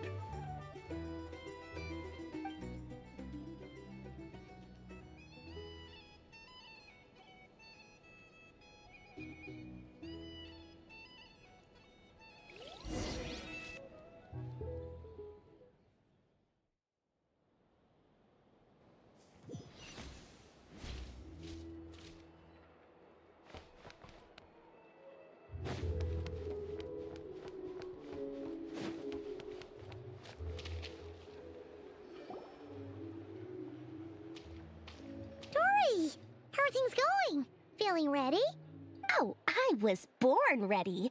We only have 2 days. You think Lord Sangamabe would let an opportunity like this slip by? Don't forget, when something's in high demand, the people with the goods on hand get to charge the highest price of all. Even higher than the sellers taking advance orders. Ta-da! See? It's right here! Ah, it's so pretty! Did you make it? No, I have a supplier. We go way back, so he made me a very attractive offer. Aha! No wonder you were talking about lucky charms at the meeting. You've been getting Kave to make them for you. That's not the full story. It actually started a while back as a project between me and the Dendro Archon. Mage Alice once warned me that this world won't stay safe forever. There may come a day when everyone faces a great crisis. I passed this on to the Dendro Archon, and she secretly brought together a research team made up of Sumeru's top scholars to invent a technology that could keep people safe. I won't go into the details because it's all very complicated, but if you want to know more, you can ask the Dendro Archon about it sometime. Anyway, point being, it was the Dendro Archon who asked Kave to build this little contraption. As one of the top Kashara War talents, he was the obvious choice. Took him long enough. He stressed over it for ages. Must have gone through at least a dozen designs before producing a final product. But that's Kave for you. Marak delivered it to me a couple of days ago, along with a letter from Kave. Could I ask why I'm sending this technology to you? And what's your proposed use case? Has it been approved by the relevant authorities? So nosy. My fault for sending him the research permit to begin with. Surely Nahida must have told him you were involved in this project. He was probably just nervous because you're always so secretive about your business. Could be, could be. Anyway, I just replied, let's hope there never has to be a use case, because it would involve grave danger. Fair enough. But it sounds like he was just being cautious. He probably felt responsible as the one who made it. Or maybe he was asking as a favor for his housemate. He's done that before. Not sure why, though. His housemate doesn't seem to really care that much about this kind of stuff. Either way, all's well that ends well. I'm just glad to finally have my hands on the product. I wouldn't want to be without it, given the potential dangers that lie ahead.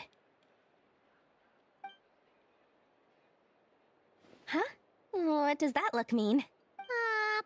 Paimon's just super surprised. This must be the first time we've ever seen you actually get serious about something. Well, a long time ago, I made a promise to myself. I promised that I was gonna live every day of my life with a big beaming smile. Obviously, Mora plays a big part in that. But there are always gonna be times in life when you have to give something back. That could mean paying back a debt, returning a favor, or showing some kindness. Alice has been a huge help to me over the years. She was the first investor I ever had. And I want my investors to know that Lord Sangama Bay is the best in the business. And more than that, no one knows what the future will bring. Whatever happens, I want to make sure the Dendro Archon and all of Sumeru is prepared to face whatever comes. Oh, that? I was just making sure Nefer and I are square.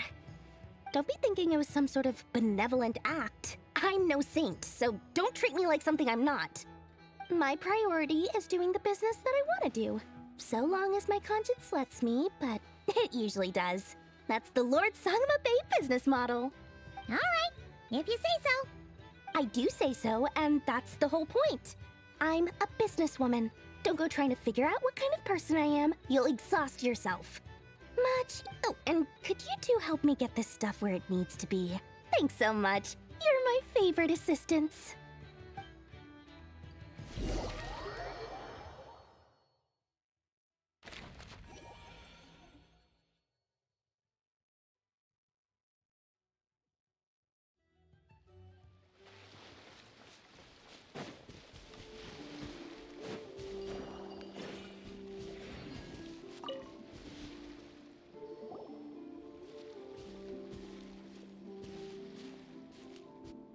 Traveler, Paimon, it's good to see you. Everything going smoothly over here? Sort of. As you're probably aware, Varka, Diren, and I captured some abyssal creatures from the Wild Hunt. Per the plan, we dissected and analyzed some samples of these creatures. The process went very smoothly. The findings, however, come with some troubling implications. What? You can actually dissect the Wild Hunt? That depends on your definition of Wild Hunt and dissection. Harmless, lifeless. These words are accurate descriptions. The Wild Hunt is an interesting phenomenon. In and of itself, it doesn't seem to possess anything akin to a human personality. But taken as a collective, the medium through which the Wild Hunt is summoned does appear to have a soul. Master griped a lot about the wise Horoptotire, and seemed somewhat fascinated with the foul Certology. But she barely mentioned Rerir at all. I don't think that was because of his lower social standing, though. Anyway, it's a pity. I should like to hear her thoughts on the nature of the lifeform he has become today. It's a strange mix. The furious energy of an abyssal being channeled through a fractured physical existence. A consequence of being torn apart by an unknown power. Perhaps the only explanation for his survival in this state is that he sacrificed a degree of individuality in exchange for a continued existence. Oh, sorry. Once I get talking about interesting research, I have a tendency to go on indefinitely.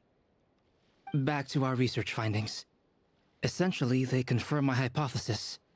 Rerir's corpse is completely contaminated by the Abyss, and the effects are irreversible. You could think of this as Rerir in mutated form. But in my view, even that would be inaccurate. In reality, his whole being has been consumed by the Abyss. In other words, he is now nothing more than a manifestation of abyssal power. Unfortunately, at present, we have no means of completely eradicating abyssal power. Hence, we cannot fundamentally destroy the Reihir of Solnari either. Oh, that's terrible news! So, that's it? We can't defeat him? Not even if we get the power of the Three Moons? Miss Columbina's situation is a difficult one. She can never achieve wholeness when the world does not accept her presence. It's as if her creator banished her to a place she can never be accepted. It means she spends most of her energy just on her own survival.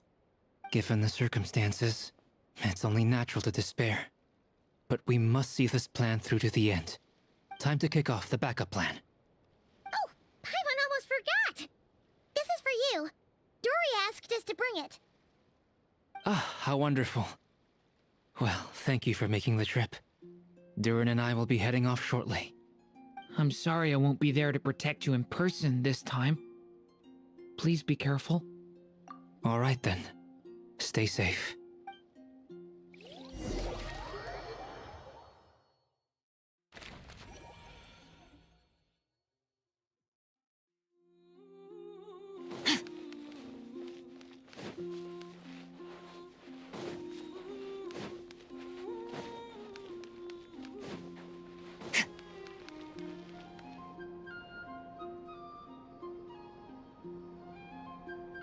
Miss Lauma, is everyone here?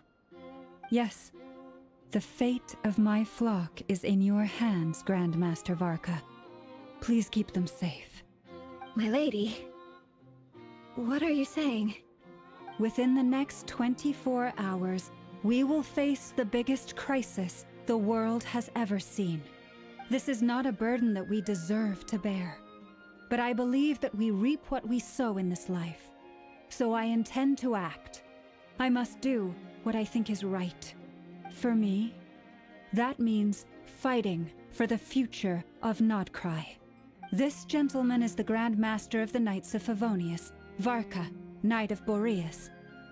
In my absence, please follow his lead. Hey, everyone. Guess I should introduce myself. Well, to start with, I know my way around a battlefield. The biggest strengths are honesty and hard workingness. Anyway, point is, I don't intend to let Lauma down.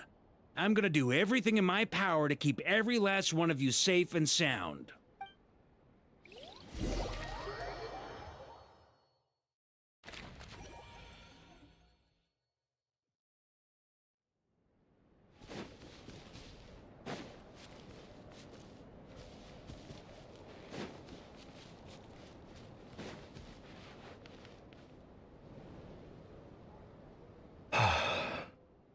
Something on your mind? Miss Columbina, was it? I believe that's how the others addressed you. That's right. Names are funny things. Have you always been called Dainsleif? Yes. I take it your own name has a more complicated history. I have a different relationship with names than other people. To be honest, I'm not even sure that Columbina is my name. At least, not in the same way that Dainsleif is yours. But it's what everyone calls me, and I go along with it. A lot of my life has been that way. I get so used to things that I forget to question why they are so. I never used to think much about where names come from, or what they mean to people. Maybe something's wrong with me. You're different from other people. I sensed it the first time we met. You're more perceptive than most. I'm sure your long life and rich range of experience explains that. Do you ever find yourself missing Conria, Mr. Dainsleif? Difficult to answer. I have dreamed of the past many, many times. Sometimes I'm fighting tooth and nail. Other times I'm lying on the ground, defeated. I don't recall any happy moments from that time. Is that because hatred survives longer than love and affection? That would not be for me to say. I make no excuses for the grudges I bear. But whatever the reason, I remember little that was beautiful or sentimental. Thank you for your help with the Rerir situation. Without your efforts, I never could have learned the hidden truth of his story. You're welcome. I know he's your friend. Friend? He betrayed me. And I never really understood what he was going through in life. Some friendship, that is. Okay. So, do you plan to fight him with us? You see, you're torn. Now you know what really happened. You see the things he's done in a new light. I need some time. Of course. I completely understand. Anyone else in your position would feel conflicted too. Actually, I went through something similar myself recently. Something happened that changed my perspective on a situation. A situation I took for granted at the time, but now I feel very grateful for it. You mean the Harbingers who still support you, even though you've left the Fatui? Yes. I always thought they were only helping me because Harbingers are forced to work together. But then I abandoned them. A warrant was even put out for my arrest. And even now, they still support me. Which means I was wrong about them all along. Clearly, they view you as a friend. I feel a little guilty now. I regret not seeing her help for what it was, and not treasuring it. I see the guilt that you're feeling now, because I feel it too. Hopefully, talking about it will do us both some good. Have you noticed that the Traveler and Paimon are over there? I think they've been listening. Huh. Shall we say hello? Sure. Hello. Ah! They caught us!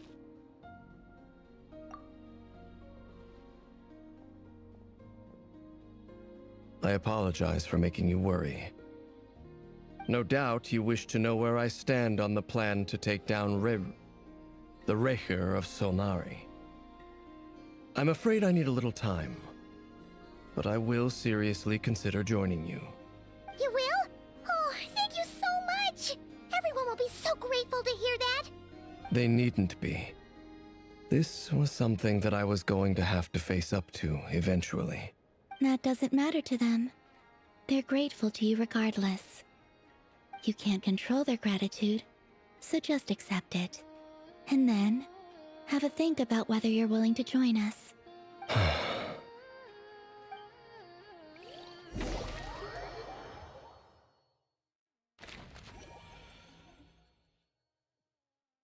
It's nearly showtime! Let's go rendezvous with the others. You know the place.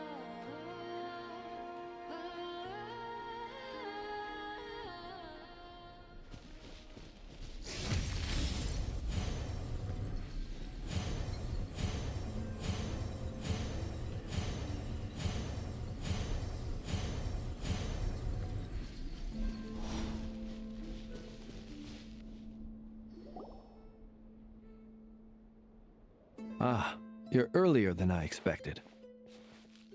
Hey, Flins! Been waiting here long? Not too long. I came a little early so I'd have some time to think. Are you nervous about the battle? Quite the opposite. I'm reminiscing on my past battles. When I was awakened by the Ratniki, I had not touched a weapon in many years. I felt like the battlefield was not where I belonged. But after waging war against the Wild Hunt for so long, I came to realize something. A life of endeavor. Looks like I'm not the first to arrive. Ah, Miss Lauma. Did you sleep okay last night? I struggled to settle down at first, because of the nerves. But don't worry. I got enough sleep in the end. I'll be just fine.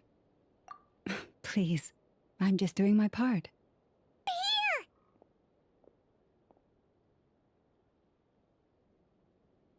Aino asked me to relay a message.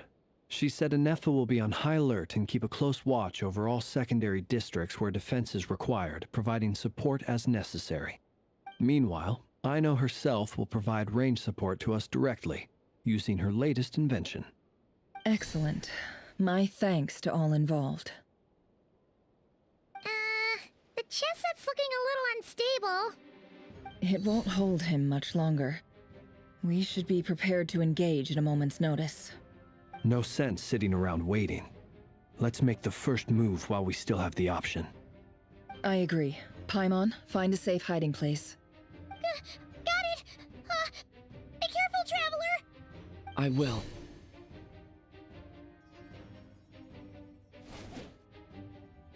Everyone, take your positions as soon as the battle starts. Every ounce of strength we have in our bones, let us bring to this fight. Ready? Let's go.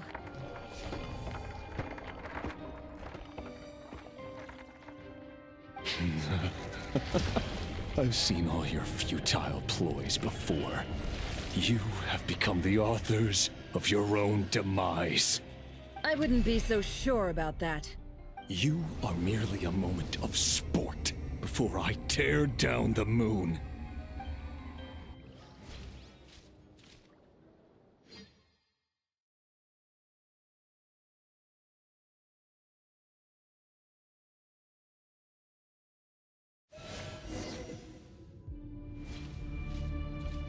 Stay on your toes. Yep, you too.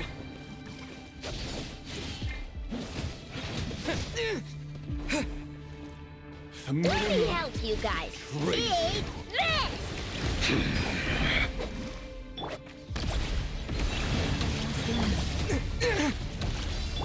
Observe.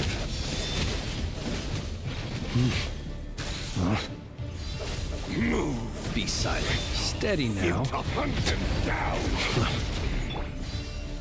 Go!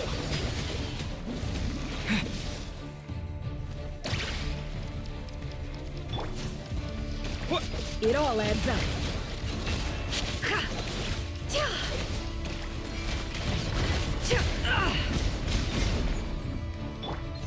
Receive my blessing.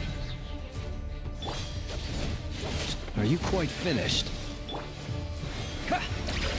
The moonlight betrays you. Observe. Hunt them down. Move. Close your eyes. Night falls. No more lies. The mystery unravels. Lush as the moon. For the everlasting forest. Can't hide the truth. No more lies.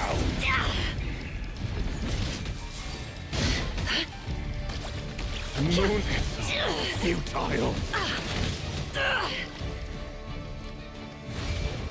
It all adds up. Move. Be silent. Close your eyes. Night falls.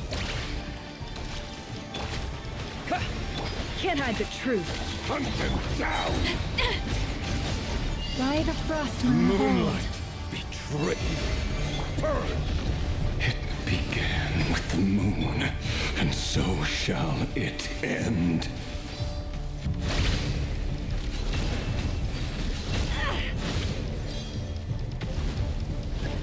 Do you see now?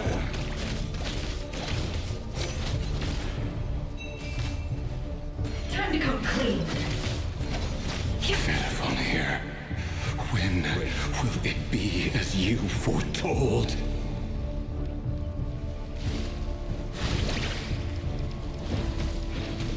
It all adds up.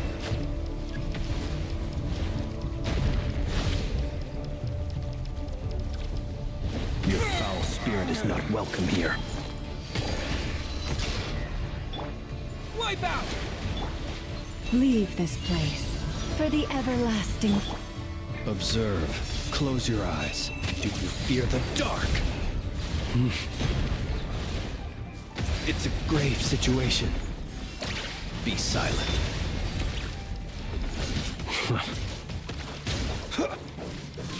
Move.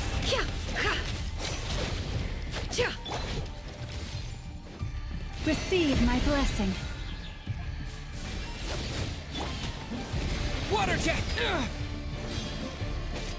Moonlight. Close your eyes. Pathetic. To dust. Hunt him down.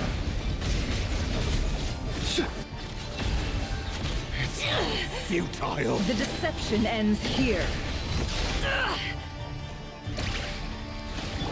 Observe. Be silent. Night falls. Forest, protect us. With one heart, we can't hide the truth. Time to come clean.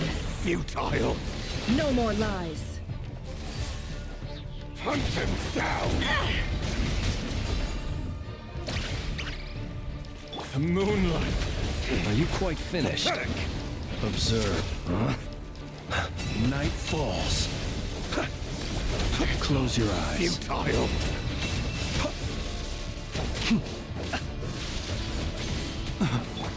leave this place. Go! Pathetic. Yeah. Hunt him down. A grave transgression. The moonlight. Be silent. Close your eyes. To dust. Futile. Are you quite finished?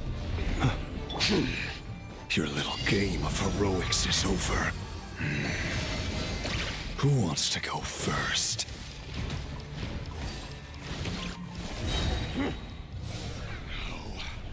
Get out of my sight! No! We've been separated! My grasp! You okay? Nefer! Where are the others? Stuck outside the barrier. I guess he really doesn't like us.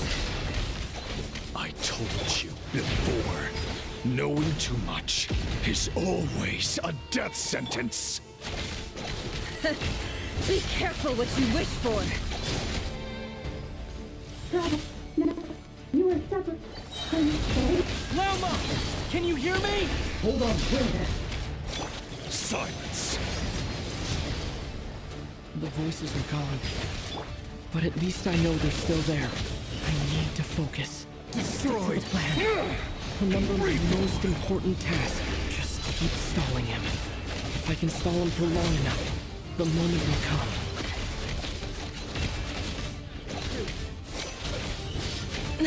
Shameless. Water jet! It all adds up. Yeah! Can't hide the truth. The mystery unravels. Let's see what you're made of. Time to come clean. No more lies.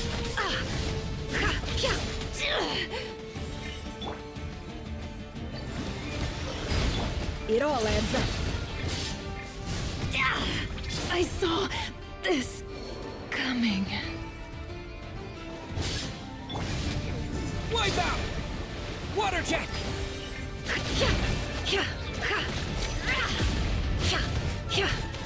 Let's see what you're made of.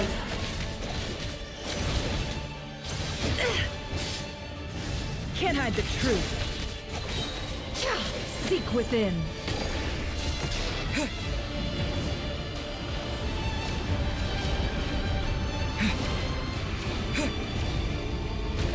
Go!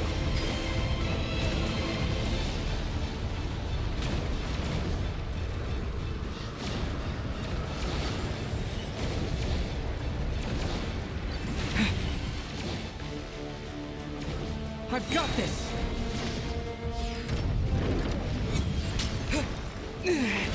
The shield's broken. I can't keep this up. Don't push your luck. Death is within my grasp! I better Water jet!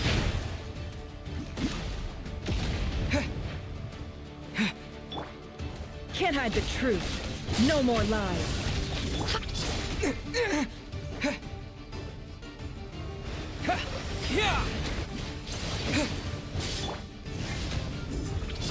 It all adds up. Yeah. The riddle remains unsolved.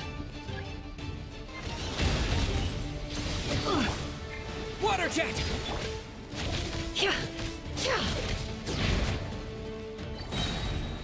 The deception ends here. No more lies. Bombs away! Can't hide the truth. The mystery unravels. It all adds up.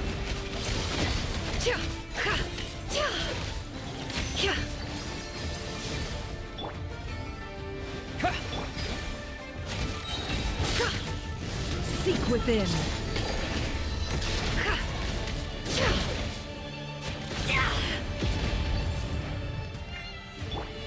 Water jet! No more lies. The mystery unravels.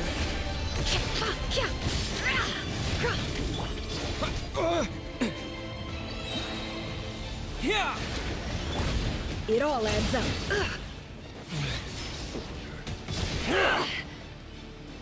No more lies.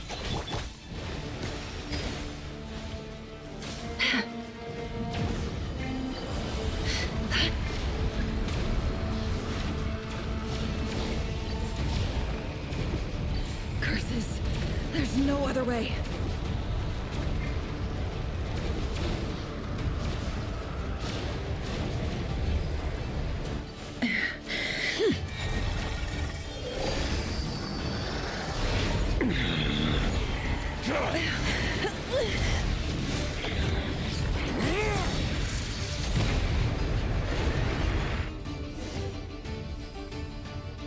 The only way to defeat Rarer is to borrow his own power.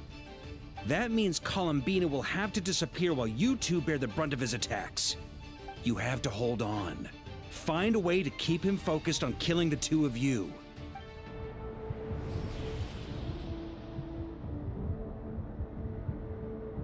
Nefer, your eyes are bleeding. Soon you will be powerless to resist. And then, I will reduce you to dust. But that dust will plague your memories. Come on, keep holding on. Any other tricks up your sleeve? Let's see them. As entertaining as they are, you've backed yourself into a corner. You don't fool me. I see your fear clear as day. I have to stoke his rage. Make him unleash everything. You fear what you could never defeat. You fear the thought of never being able to save your beloved. You cannot win the fight against fate, Rarir. Is that what you think? Well, now it's your turn to feel afraid!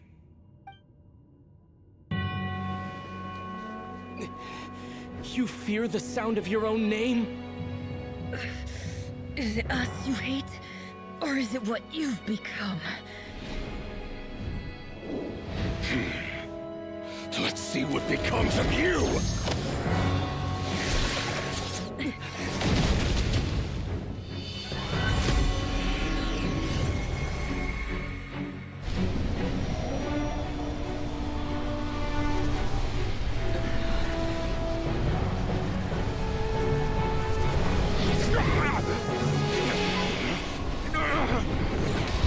What's happening? That power. I've seen it before.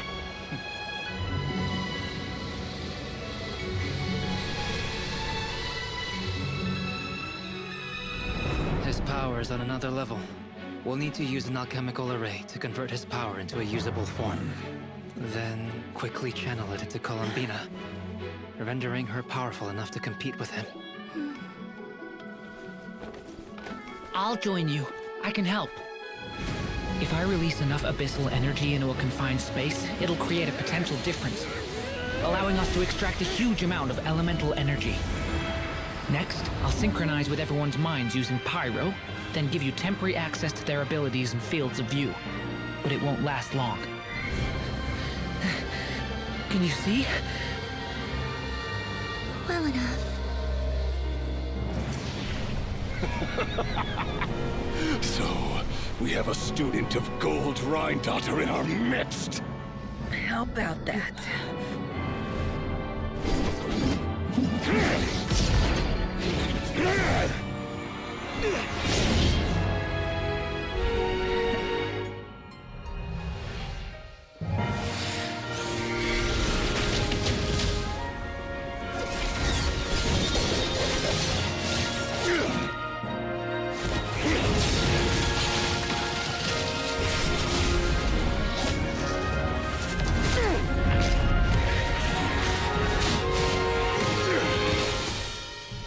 You use my own power against me?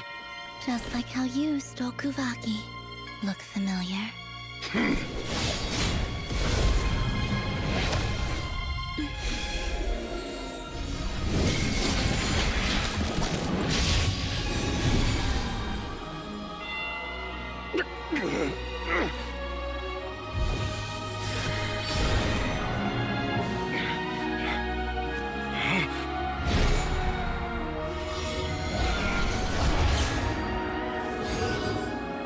Don't you realize? You don't have the power to hold that gate open! I don't, but someone else does.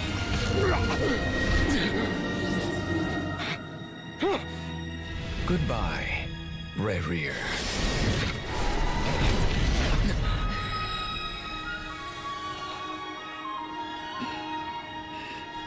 We won.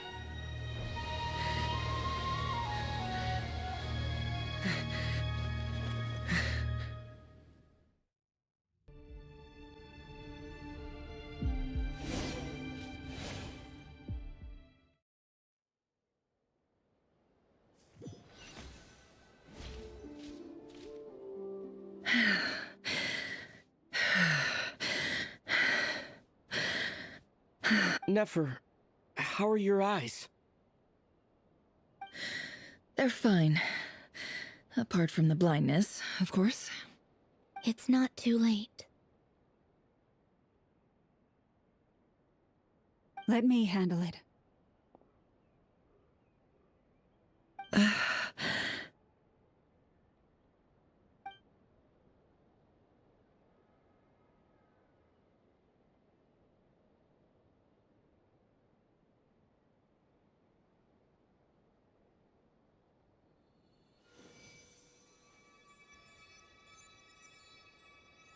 Miss Nefer, it's not like you to lose your composure. That was the most reckless thing I've ever seen you do. Reckless how? The situation was critical. Our lives were at stake. We had to do something. Even so. Okay. I guess you're right. Under the circumstances, it was a wise decision. You traded your eyes for an incredible victory. In business terms, I suppose that's a huge return on investment. I'd be hard-pressed to argue otherwise. Still, I don't like this outcome, and I don't want you to lose your sight for good. People suffer when they make sacrifices they shouldn't have to make, whether that means faith, strength, or in this case, your ability to even see. I had hoped you could win without sacrificing so much as a single hair on your head.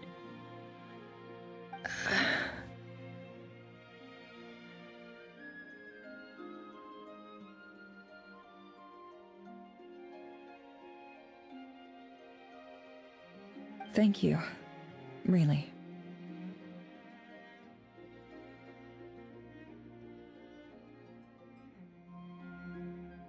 All done. Don't try and open your eyes just yet. We'll see how you're doing in a couple of days. Until then, please follow your recovery plan to the letter. I'll send full details through Yehoda. For now, just get yourself home, relax, and rest. My dear friends, we have fought bravely and achieved a spectacular victory. A dark cloud has been lifted from the skies of Nodcry. All in this land will be grateful for what you have done. The moon will remember this day. Thank you both.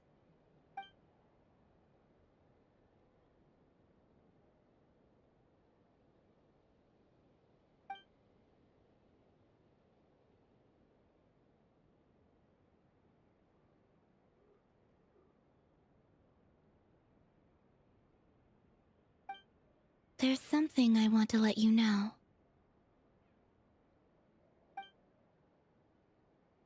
What is it? When Durin connected everyone's minds so I could access their powers, I also felt everything they felt. And since Nefer's eyes were injured, my eyes are hurting now too. Hold on. Let me try. I only feel the pain. There's no actual damage. I just thought I should tell you. You're right. There's no damage. That's a relief. But I must say, I'm surprised to hear the Kutar share something like this with me. In the past, you never used to open up about yourself. Things are a little different now from how they were. I'm learning to share how I truly feel with my friends. Friends? You have no idea how glad I am to hear that.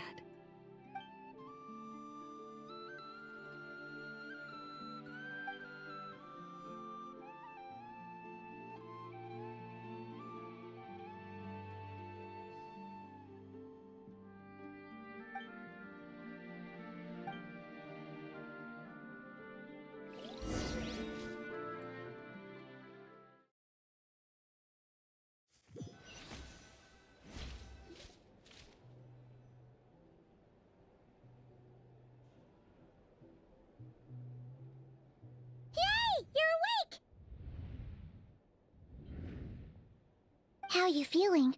Any aches and pains? Did you sleep well? I'm doing all right, Paimon. No need to worry about me. Phew! Well, that's good. Paimon's been sitting on the edge of the bed worrying about you for ages. You slept a whole day and night. Poor Paimon had to eat all by her lonesome. Glad to hear you didn't starve. How was the food? Well, it wasn't the same without you there to share it. Honestly, Paimon just can't relax when you're not your usual self. She couldn't enjoy the food and settle down to sleep. Well, I'm back to normal now. Oh yeah, and Albedo swung by earlier. He said to tell you to head to the tavern when you woke up. Varka and the others are organizing a victory feast and they want to celebrate with you. He also dropped off some medical supplies, but you seem fit as a fiddle, so guess you won't be needing those. If you're feeling up to it, let's head over now. Wouldn't want to keep them waiting.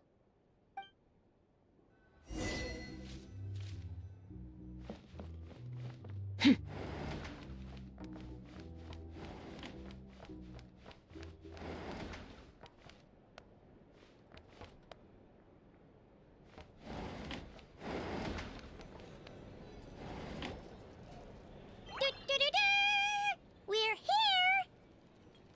Oh, Traveler and Paimon! Perfect timing! We were literally just saying how there's no way we're holding this victory feast without you any longer, and we would have postponed it till tomorrow. How are you feeling today? Much better. Thanks. Don't worry about me. Relieved to hear it. If that changes, just let me know. Happy to check you over at any time. Yep, we're here for you. Anything you need, just let us know. Oh wait, where's Nefer? How are her eyes doing? Nefer's right over there. I'm sure she'd love to catch up with you.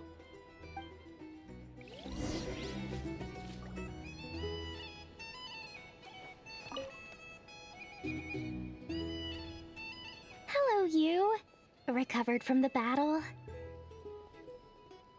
Come on, what do you mean? Of course I'm gonna ask. I care about my friend's well-being. And we are friends, aren't we? Get yourself a drink. You've more than earned it. In fact, today, your drinks are on me. Lord Sangama Base got you covered. Wow, really? What about Paimon? Has she earned it too? Has she? Please? Well, you haven't been through quite as much as the Traveler, but... what the heck, sure. Yay! Wow! Drinks on Dory! What a historic day. Hey, keep your voice down, or everyone else is gonna want in too. Have you heard anything I've been saying recently? Doing business in Nodcry has been an absolute nightmare. If I'm buying for everyone, I'll Okay. Paimon will speak more quietly. Jeez. That's more like it. Don't you forget, Lord Sangama Bay doesn't just go around buying drinks for anyone and everyone.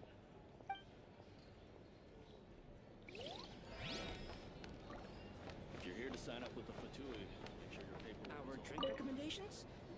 Well, for starters... I thought of 1,000 ways to congratulate you, but now you're here, words are failing me.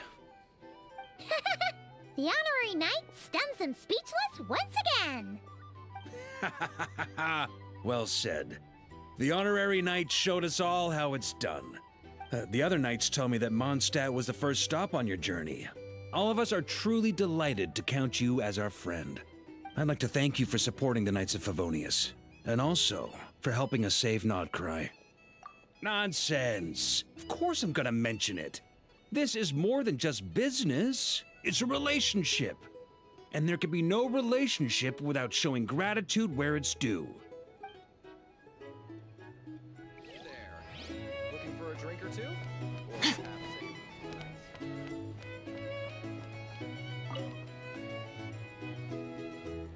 I see you've recovered.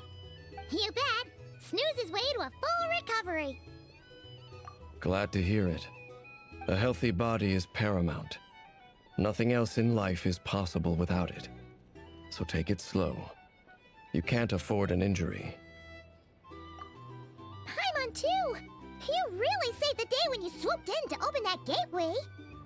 I came to accept that although Rerir was my friend in the past, here and now, he was an enemy that must be defeated.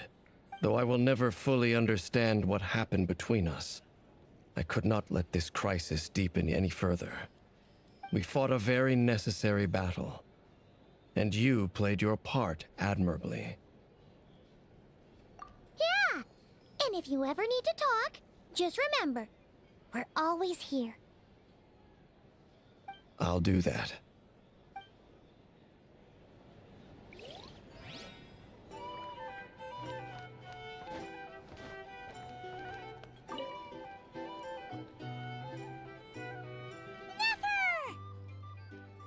Traveler, Paimon, are you recovering well? Turns out that moon chanter has some real talent after all. My eyes were mostly recovered after just a couple days rest. I can actually open them again now. Yeah, but you gotta be careful. Lauma says not to strain your eyes while they're still healing. Yes, thank you. I'm well aware. Yehoda, could I borrow you for a moment? I could do with an extra pair of hands. Oh, sure. Coming. Did you hear that? I gotta go help Lauma for a second. You guys chat among yourselves. I'll grab us some drinks on the way back. Paimon, you still like 'em sweet? You bet! Make it extra sweet, because Paimon's earned it! Sure thing!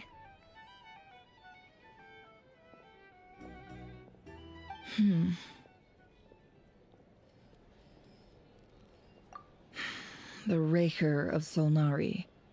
Kind of a snake, don't you think? No, definitely a snake. A poisonous one who spewed his venomous hatred everywhere. Anyone who seeks revenge out of hatred for other people has become a snake. That's something my dad used to say.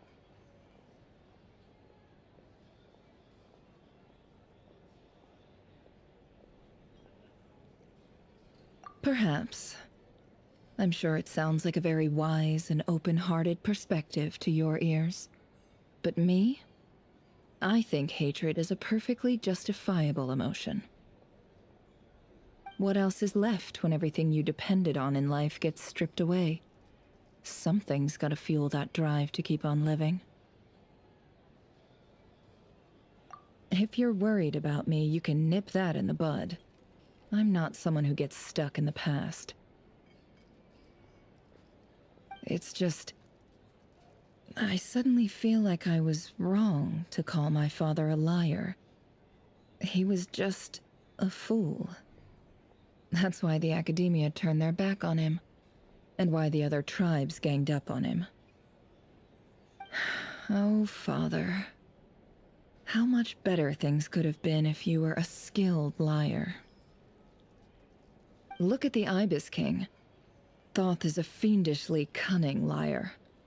And yet, strangely, he feels more like a father to me than my real dad ever was. He's never brought it up, but I'd bet he feels the same way. Why else would he give me the power to perceive the truth, while at the same time training me in the art of deception? Well, King Deshret banished him to Aru, which is essentially a prison, and posed 3 questions to him. He promised that he'd have his freedom if he could find the answers. His response was to take on a physical form and approach me, hoping that I could become his envoy and search for one of the answers on his behalf. Did he really think I'd fall for that? He's stuck there. He can't make me return what he gave to me. So that's enough for you to decide he's nice, is it? He's a prisoner, and he was scared. So he decided to perform some good deeds to win people's approval. He lives in fear because he's a deceiver. How is Rerir any different? You can't work as a spy your whole life and expect a happy ending. It's preposterous. Yet I can't say I don't understand it. Liars live in the darkness of their own making, but it's still human nature to want to go on living. They say that a liar's soul is the most worthless thing in the world. What do you think? Good. If you understand that, it means you're smart, and you see things objectively. If you ask me, the soul of a liar really is worth nothing, because all they care about is themselves. For example, when something good falls into my lap, I don't go sharing the news around. Stops other people trying to steal it from me.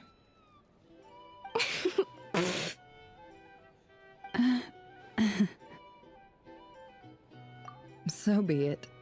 They have sharp ears. I can't keep anything from them. Oh, is that what it looks like?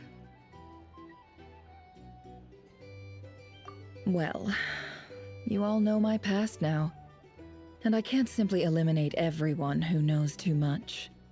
So I guess I just have to put up with you, for the foreseeable future at least. When you find yourself in a situation you can't control, the safest play is to keep calm and start monitoring everyone involved like a hawk. In the intelligence world, you need to have a sense of perspective and play your hand accordingly. If you understand what's at stake, please ensure my secret is safe with you. I trust you'll respect my wishes as a friend. But don't forget, I will also be watching you like a hawk. Very good. Oh wait! Now that the panic's over and we've all calmed down, Paimon suddenly remembered something. After all that build-up, our mystery ally never showed up even once!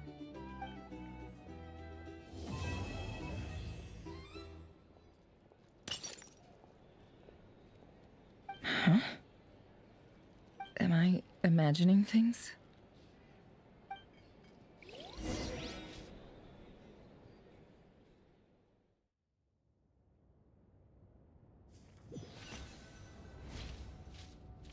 So, that close colleague who stayed behind with you?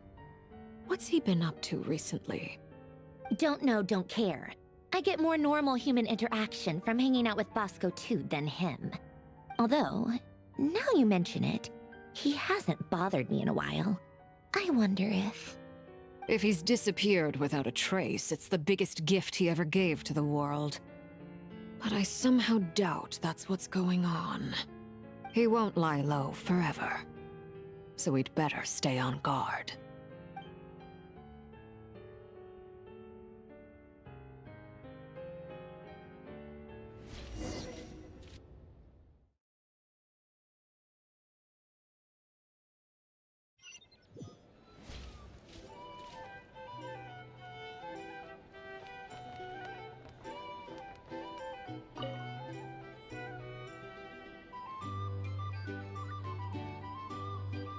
Ah, Lord Sangama Bay. How lovely to see you. I must thank you for the device you provided. It was an enormous help. Would I be right in thinking that it was developed by the Academia? Why come and ask me when you clearly know already? I mostly came to thank you. That's more like it. A little gratitude goes a long way with Lord Sangama Bay. Play your cards right, and you might even stand a chance of becoming my long-term supplier. The chance to work with such a kind and charitable investor as yourself would be a great honor for the Curatorium. Huh? Charitable? Who said anything about charity? First time hearing about it. Let's see. The first plot of land you purchased in Nodcry, your desert interests, and... Stop! What do you think you're doing? Exposing my investment history!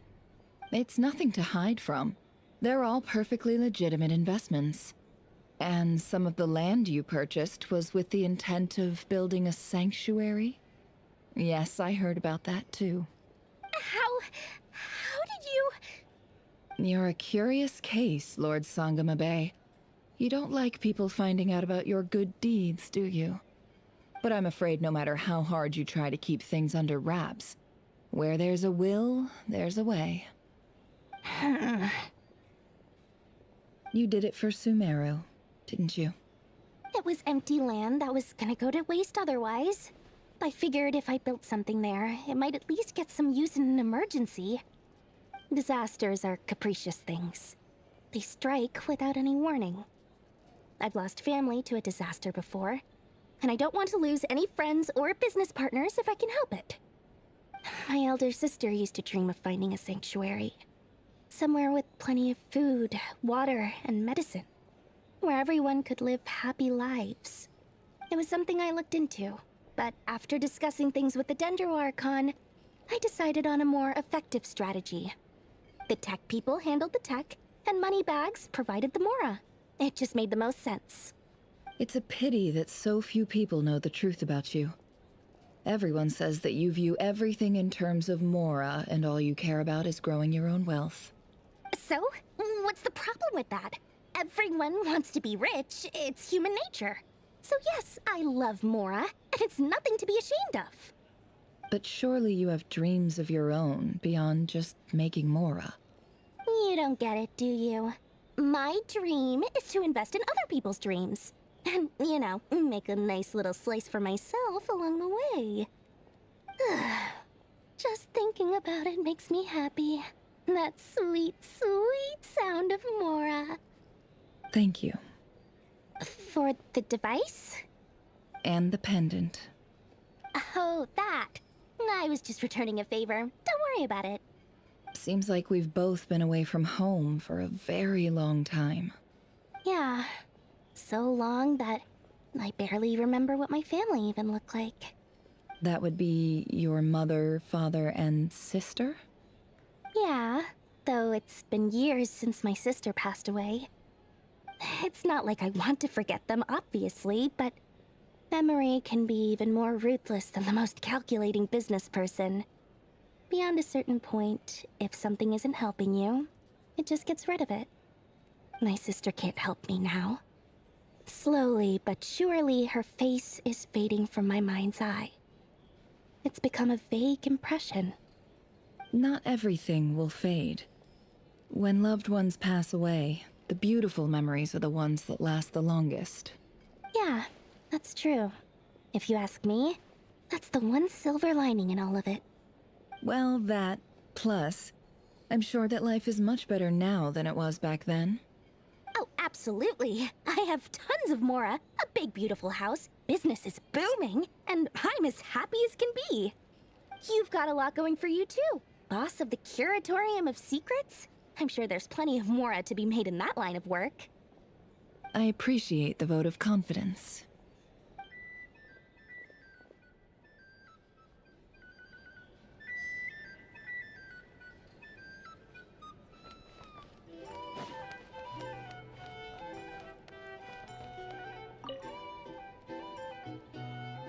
How have you been holding up? Any adverse reactions? If you start to take a turn for the worse, Make sure you tell me right away. You don't need to worry about me, Grandmaster. I'm fine.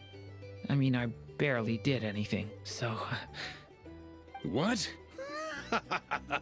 You're too humble, young man. You played an indispensable role in the battle for Nodcry. We can't thank you enough for your support. Sometimes, when people praise you, it's because you deserve it. The best thing is to accept it calmly and with grace. It's important to learn how to respond to words of admiration. Let's do a quick demonstration. Albedo, that was an incredible feat of alchemy. The pressure was on, but you worked flawlessly at lightning speed to get the job done. Thank you. I can't take all the credit, though. Durin played a big part in forming the alchemical array. See? Did you catch that? A masterclass in how to take a compliment. Okay, yeah. I did work pretty hard to help prepare for the battle. No point denying that. Hey, you guys! Hey, look who's bounced back. Looking good, traveler. Seems like you've recovered. You won't need to take any more medication. Can I get you a drink? Huh? You know how to order at a bar now? You've sure learned a lot recently. Handling a drinks order is ridiculously simple compared to alchemy. Don't worry, I'll blend into society yet. Paimon believes it. You're clearly a fast learner, just like your brother. To be totally honest, though, Paimon didn't quite follow all the details when you first explained the plan to us. Don't worry, that's completely understandable. Unless you're a student of alchemy, it's hard to grasp the principle and how the process works.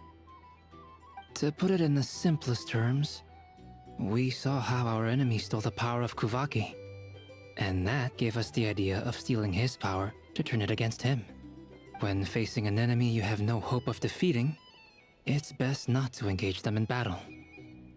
So, instead of looking for a way to overpower him, we decided to help Columbina get strong enough to at least stand up to him in a fight. For this to work, we had to analyze his modes of attack, confirm who his main target was, and make sure that he wouldn't go beyond the range of the alchemical array. For added security, we prepared a total of 4 arrays.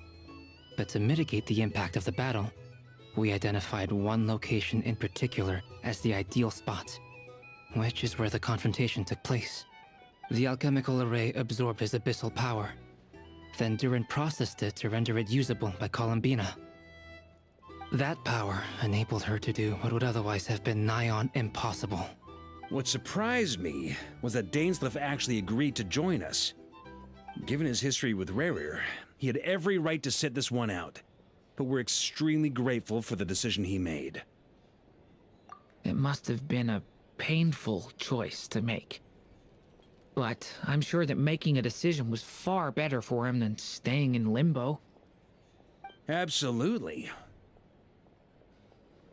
He was torn between 2 paths, but in the end, he made his choice and stuck to it resolutely. He doesn't strike me as the sort of person who'd stay trapped in limbo for long. Anyway, however you cut it, everyone gave a stellar performance. And now, it's time to kick back and celebrate.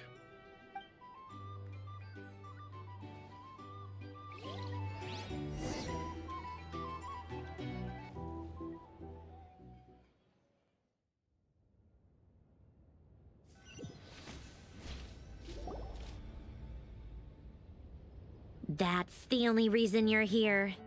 Yes. I've thought a lot about it. And I've realized that you, me, and Arlecchino should be friends. I think this is very important. So I felt I had to come and tell you. Well, this is a new one. I'm so moved. I can't even hold my teacup. If that's all, you can leave now. Do you not want to be friends with me? Or is it that you prefer being co-workers? What is this, Columbina? Are you deliberately testing my patience threshold? Right now, my politeness module is active. But if you say another word, I swear I'll shut it down. If your politeness module was active, wouldn't you say the word please at some point? Polonia, please see Lady Columbina to the door. Will you still invite me to your next tea party? What? Yes, I think you will. Bye-bye, dear Sandrone.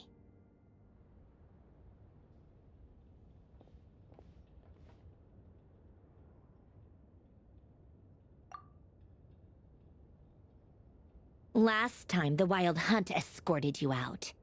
Would you rather I handled it myself this time? We just wanted to, see how you were doing now that it's all over. Why? Out of concern for my safety?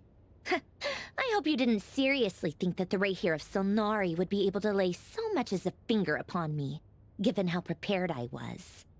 Mostly because you kind of helped us out, so we just wanted to check you were okay.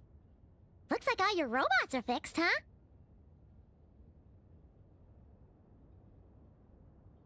Oh, don't you worry about that. Tea time is already a write-off. The visitor before you managed to kill my appetite. If you're in the mood for tea, go ahead and help yourself. Otherwise, it's going to waste. My coasters are still missing in action, though. Use this notebook instead. Whoa! Pretty hefty notebook. Look at all those calculations. You can ignore those. They're just dumb scribblings. I doodle and write in my free time. Sometimes I remember the distant, dreamlike past. Sometimes I imagine the far-flung future. And other times, I grit my teeth and note down all the crazy nonsense going on in the present. Some people do the crosswords in the newspaper. This is my equivalent of that. Trying to predict the future is like daydreaming, and writing about the present just makes me furious. The past is my favorite. If nothing else, it's already set in stone, so I don't have to rack my brains trying to figure it all out. Huh. Although, having said that, the only vaguely interesting memory in my past is probably that guy they call Lord Artificer. Who else? Pretty much all the mecha and Fontaine are his personal handiwork. Wait, are you saying you know him? Like, personally? As a friend? I mean, I guess we were friendly enough. Yep. In fact, I'm probably the only normal person left who knew him at all. We used to chat occasionally back when he was still around. Before he passed away, he asked me to destroy all his manuscripts. I honored his request, but I did read through everything first before destroying them. I mean, I couldn't let the genius of Lord Artificer Alain Guillotin disappear like that. Would have been such a waste. So, that's where the formulas in your notebook are from? I just told you. Those are my equivalent of crossword puzzles. They're just dumb formulas that I solve for fun when I'm bored. Alain's work was like epic poetry. The formulas in my notebook are just silly little riddles in comparison. Not that there's anything bad about them. I mean, at least, solving those riddles isn't going to hurt anyone. Except me, 'cause I lose a few brain cells in the process. Anyway, while we're on the topic, I might as well tell you about what happened to him and his friends. Alain Guillotin had two close buddies, Renee and Jacob. They were all quite competitive, so there was some rivalry between them, but it was a friendly rivalry. But beneath the friendship and the rivalry ran something deeper, a sense of nostalgia for the past. Unfortunately, childhood would end, the prophecy would come true, the apocalypse would arrive, and the future would never be. A mad dream that would normally only capture the minds of lunatics began to take root in their hearts. A dream of saving the world. And if Renee and Alain had been people of lesser wits, that dream would probably have ended up as something for them to joke about in their older years. But alas, they were some of the sharpest minds around. They nurtured that dream with the full power of their intellect, and it grew into something that ate away at their souls. The first of them to fall under its spell was Renee. Against Alain's wishes, he persisted in experimenting on a mutual friend of theirs to try and save their life. Alain did not approve and parted ways with Renee. It's complicated. Alain wanted to believe that Renee only did what he did for the sake of their friendship. But when he told me about what happened, I could tell he still had some suspicions about Renee's motives. Perhaps the seed that would grow into a nightmare had already sprouted in Renee's mind. Even then.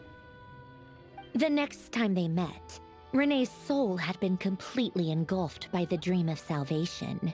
His futile attempt to change the tide of fate only resulted in a wave that swallowed up the world, even before the apocalypse came. And although that wave died down eventually, I hear that it just recently came back with a vengeance. As I understand, Renee wanted to live out his dream of salvation once more. But I'm told that the attempted resurgence finally died out for good. At long last, Renee awoke from his deluded dream. Though of course by then it was far too late. What do you think of Renee? Do you admire his transcendent genius? His view that any price was worth paying to achieve the lofty goal of saving the world? Or do you despise him? Dismiss him as an evil madman who wrought havoc on the lives of everyone around him as he pursued his delusional dream? Same difference, really. Just a matter of perspective. Doesn't surprise me. You share one thing in common, after all. You both want to be the savior. The only difference is, your dream came true, and his... well, he wasn't the one who made it come true. I don't like fanatics who give up their whole lives for their ideology. Nor do I like fools who let their delusions take control. Maybe I could understand if Renee had just been an ordinary person. But he had a sage-like intellect, and still managed to get himself lost in the labyrinth of his own desires. Anyway, that's enough about Renee. Now, moving on to Alain Guillotin, the Lord Artificer. He managed to put a stop to the first storm whipped up by Renee. But after that, Alain lost his friends and family. To his credit, I suppose, the loss of his family and friends was purely a tragic accident. It's not like Alain sacrificed them for his cause or anything. After that, the only thing supporting his work was the same dream that had dragged his closest friend down to the abyss. But although the desire to save Fontaine drove him to found the Fontaine Research Institute, Alain continued to reject any form of transcendental knowledge or power. He was suspicious and fearful of it, having seen the way it had affected his closest friend. I think that formulas and machines derived solely from human intellect were the only thing that gave him a sense of spiritual comfort. Yet Alain's intellect was simply too great. It barely left him space to breathe in his lifetime. Once he realized that the end of his life was approaching, he finally accepted the truth. The Nazissenkreuz Institute needed someone, and a human being, to see its story through to the end. He quit working on his formulas, trading them in for the fairy tales that had played such a formative role in his childhood, but which he barely touched in his adult life. He told me that the director of the Nazissenkreuz Institute used to read those fairy tales to the children as bedtime stories. Apparently, they worked wonders at sending kids off to sleep. I think that all he wanted at that time in his life was to be able to sleep deeply without being plagued by depression. By that point, nothing else really mattered. At the very end, he laid down to rest in the ruins of the former Nazissenkreuz Institute orphanage, while the Fontaine Research Institute he had founded continued tirelessly with its work. Many years after that, tensions over competing dreams would once again cause a rift, this time between members of the Fontaine Research Institute. But the actions of those fools had nothing at all to do with Alain. And that is the story of two people from the Nazissenkreuz Institute who both wanted to save the world. One went all in on his fantasy of salvation without ever looking back. and ended up calmly sinking to the bottom of the deepest sea. The other sought desperately to burn bright in his life, even though he wasn't sure where he was going. I do sometimes wonder, why is it that people like them have such grand hopes of saving the world? Even the grandest tree starts as a tiny seed. So perhaps, for each of them, their mission to save the world began with a very simple desire: to save themselves. They were young children with friends and family who mattered to them, desires to explore the meaning of life, ambitions to have a successful career. They didn't want to see all of that taken away in one fell swoop. Or maybe they just wanted to find something to anchor themselves within the chaos, to stop them getting quietly swept away by the storms of life.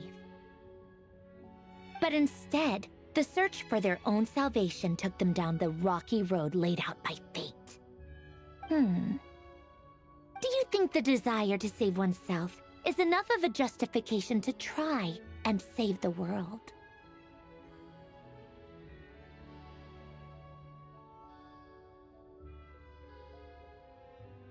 The way you said that sounded just like Alain. I asked him the same question back when he was in his prime, putting all of his energy into his work. He gave the exact same answer as you did. No elaboration, just a quick short answer before getting right back to his work. He was always that way. All right, tea time's over. I owe Arlecchino a favor for telling me these stories.